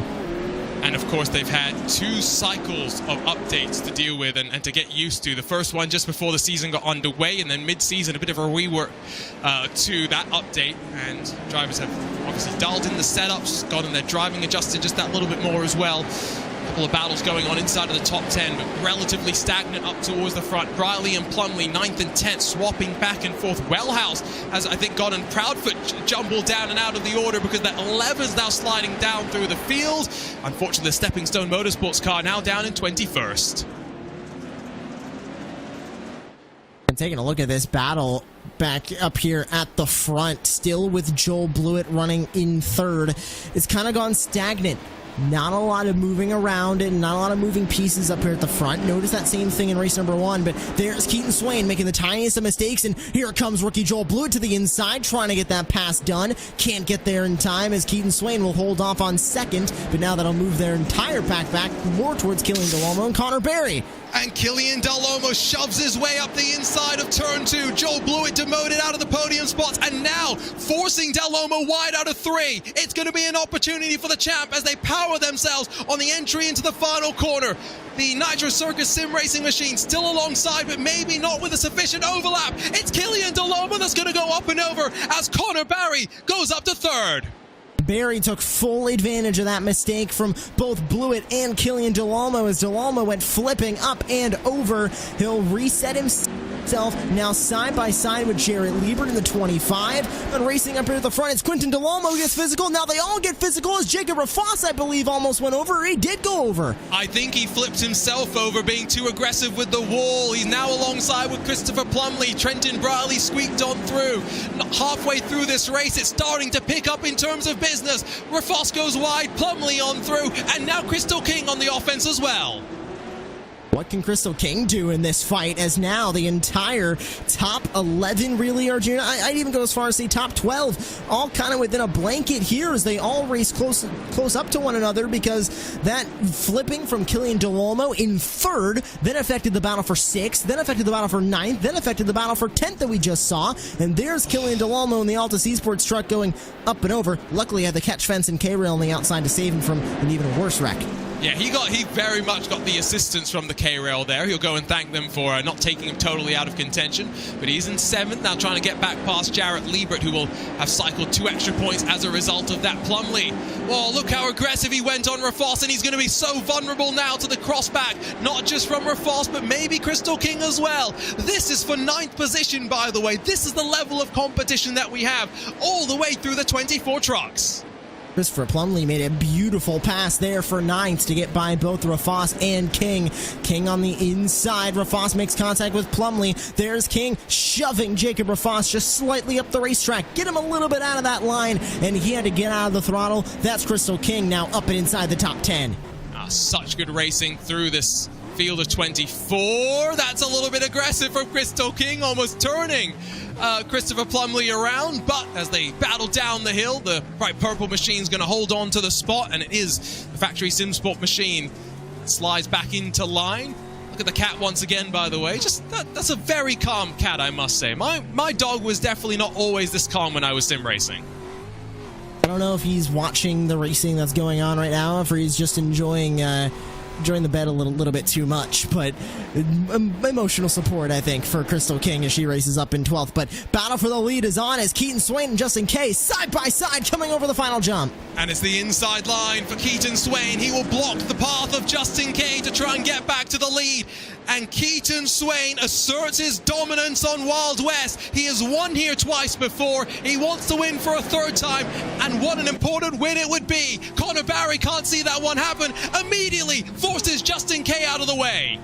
Connor Berry knows what he has to do to try and hold on to this points lead. That's exactly what he's looking to do as he'll shove Justin Kay back into third. Kay still looking at an amazing finish tonight if he can hold on to that podium position, but Keaton Swain out in front trying to check out from former champion behind him.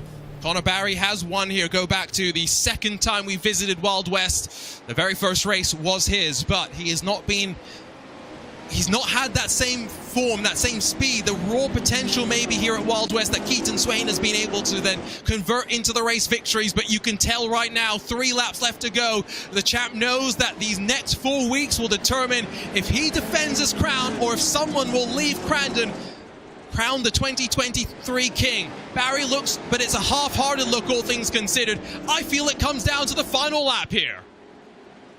It'll be 2 to go, and they come across the line this time. Here's what happened in that battle for the race lead that put Keaton Swain of the Factory Sim Sport number 2 to the race lead. Slight mistake from Justin Kay. Keaton Swain needed a little bit of contact to get it done. Here comes Connor Berry back to the inside. That was maybe a bit earlier than I anticipated. Coming towards the penultimate lap of the race, Connor Barry's not hanging around. To the inside of turn number 1, Keaton Swain covers him off, but then slides wide. A door opened. Barry in front as they plunge down the hill, but in towards turn number 2, it's Swain once again that switches back to the inside. Not over in the battle for the race lead yet, as Connor Berry's going to get a shot from behind as well. Justin Kay wants to be a part of this lead battle as they now go work their way through turn 3, back over to the left. Berry's not going to get to the inside of Keaton Swain here. Down the back straightaway, Berry's going to have to make another send in 4, another send in turn 1. Issues behind for Justin Kay. He falls to 5th. Jarrett Liebert drops to 7th as well. Could those be valuable championship points lost for the rookie? It's out of the final corner with one final lap here in Sparta. Who's going to be the bravest of them all? Because Keaton Swain's got half a second. Connor Barry's trying to close and get closer and closer to defending his crown, but it won't be into turn 1. Could it be into turn 2? This needs to be master defense from Keaton Swain at this point. This has to be the defense of his life to try and hold on to these positions, to try and stop the bleeding of Connor Berry getting the points lead. Berry back to the inside in 2. They'll be side by side. Can he make the switchback work in 3? He's not going to get there. He's on the outside. Does Swain go up the track? No, he doesn't. Final time down the back straightaway. I think Barry maybe compromised himself, was a little bit too loose and sideways, but he's going to try. He's going to force Keaton Swain to go defensive.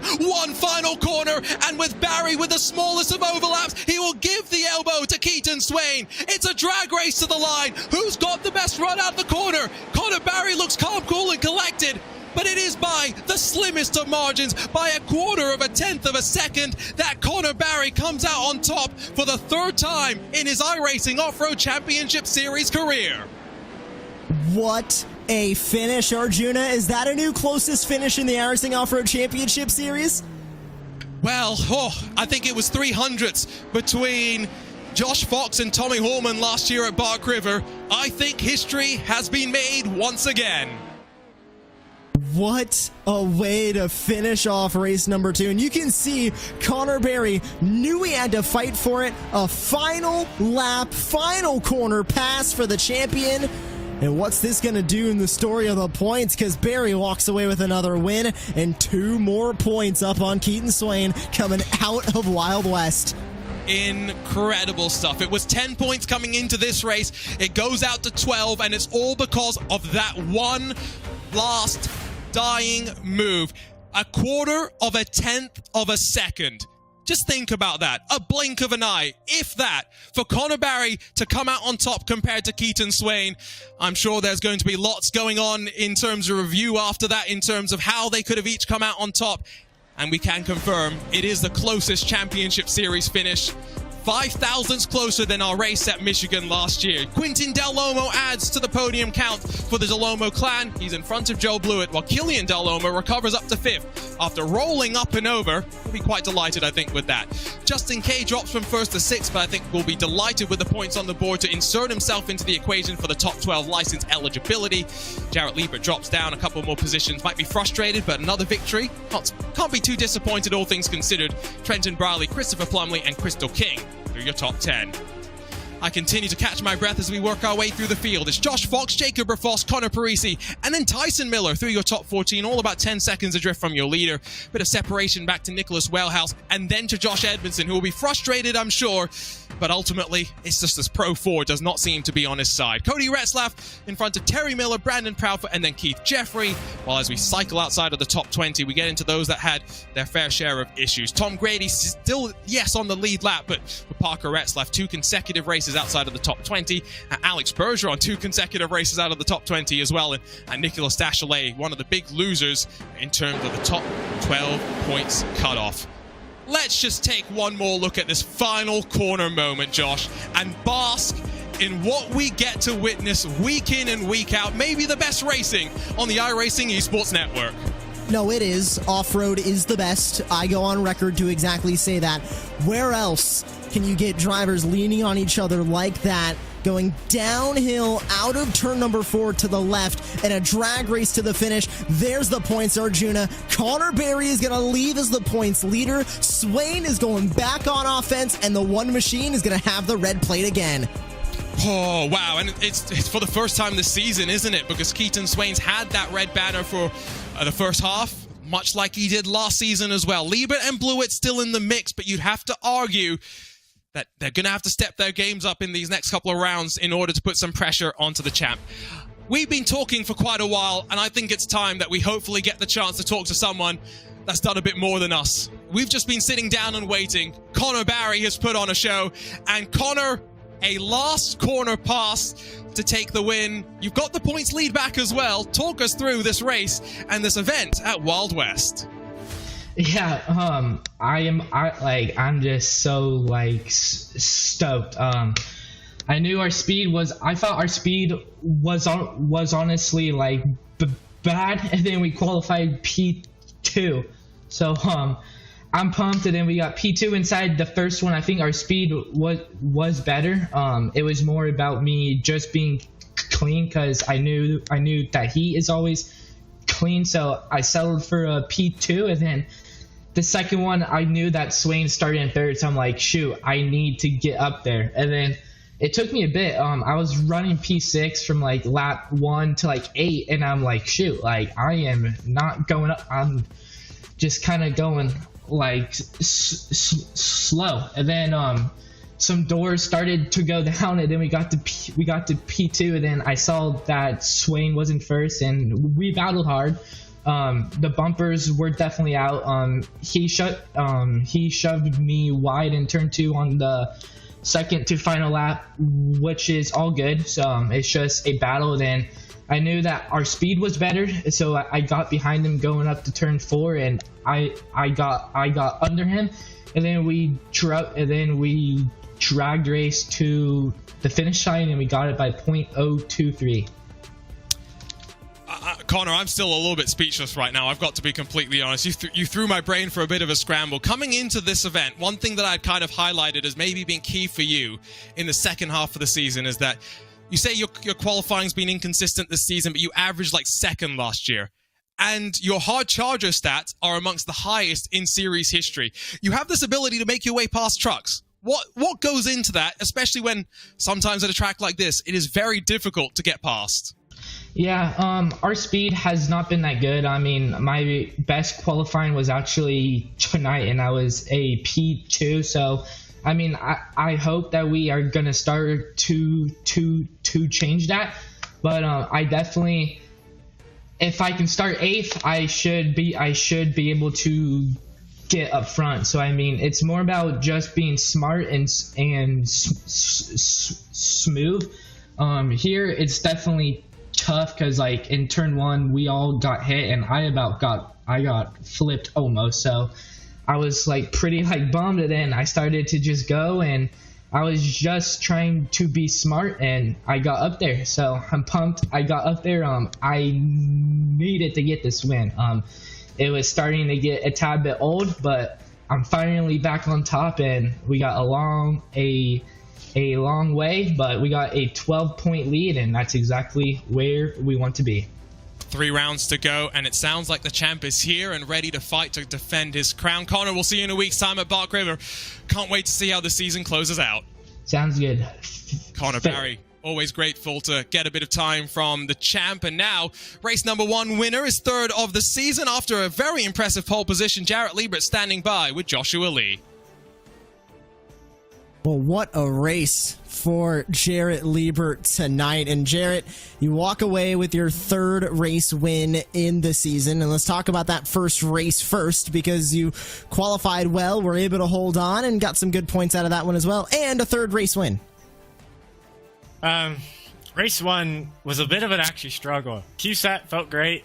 I underdrove turn 1 a little bit, or turn the last corner a little bit on the last lap I made mistakes first 2 laps, but still was able to get the pole.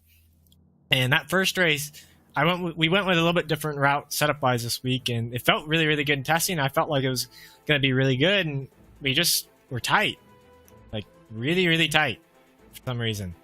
But still, we got it done. Connor messaged me all week. We exchanged just good luck to one another. Like, realistically, he's always raced me clean. He raced me clean there for that win. Like, and I was able to hold him off. But out of everybody that I want to see win race 2, realistically, Connor's a good guy. It's cool to see him get back on top. Might not be good for me in points, but you can't be mad when you just get outdrove. And with the points, obviously, you're thinking about those in the remainder of these 3 rounds.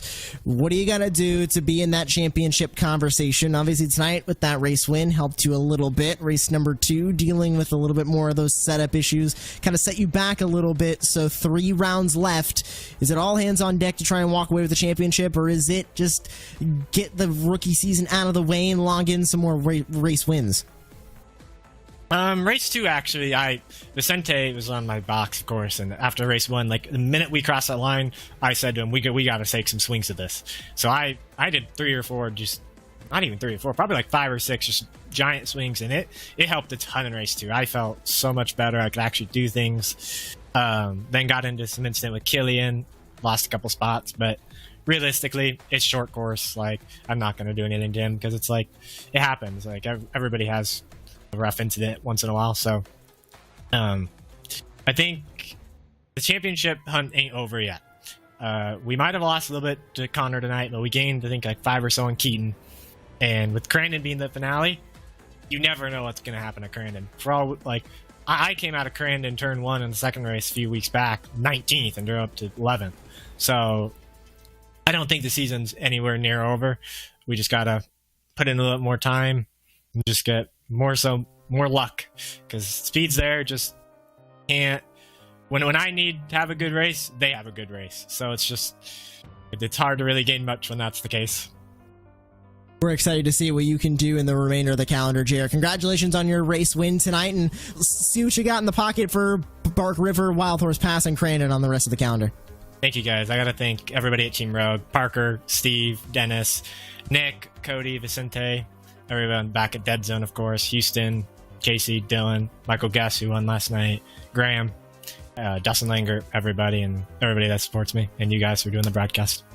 Congratulations once again on your race win. That's Jarrett Liebert walking away with his 3rd race win on the season, Arjuna, and what a championship that we have on deck with only 3 rounds to go.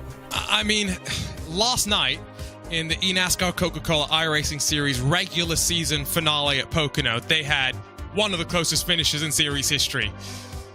We've had our closest finish in series history, and we've still got 3 weeks to go and a champion to be crowned. And I like what Jarrett said at the end of his interview there. Crandon is our finale. Anything can happen when you go 10 wide on the run at the start of the race. And that's where we will crown that champion. But look at what we've got on the way there, Arjuna. Wild Horse Pass the week before we crown that champion, and Bark River in 1 week's time. Feels like we were just there, because honestly, we just were. July 12th was the last time we were at Bark River. Now we go racing on August 9th. Same time, same place, right here on the iRacing Esports Network. But it's another longer racetrack, a little bit shorter in terms of lap distance. But I'm excited to see what happens at Bark River, because it is one of the tracks that is kind of the wild card. You can pull a lot of comparisons to Wild West, Wild Horse Pass, and Crandon, all 3 of those. It's hard to draw any differences in between the rest of the tracks and Bark River. It's a monster of its own. And we'll head to the rolling hills of Michigan and see if we can best the championship finish that we've had here today. Oh, it's going to take some beating, but we got within 300ths of one another just last year between Josh Fox and Tommy Horman. Could we see more drama between Keaton Swain and Connor Barry with the championship still left to be determined? For now, it's time to say goodbye. Don't forget, plenty more action here on the iRacing Esports Network. Tomorrow, the Race for More 2.4. We head to the Circuit de la Sarthe in support of the National MS Society. Coverage starts at 8 p.m. Eastern, 5 p.m. Pacific. We'll be back in a week's time. The month of August is going to be relentless. It will see us crown a champion. Connor Barry, Keaton Swain, Jarrett Liebert, and maybe even Joel Blewett. 4 names still in the mix as we round ourselves in the closing stages. On behalf of the team behind the scenes, for Hugo Luis, assisted by Camila Rice and Juliana Cesar, for Joshua Lee alongside myself, Arjuna Kanki Party, thank you so much for joining us. Over to Michigan next in the iRacing Off-Road Championship Series.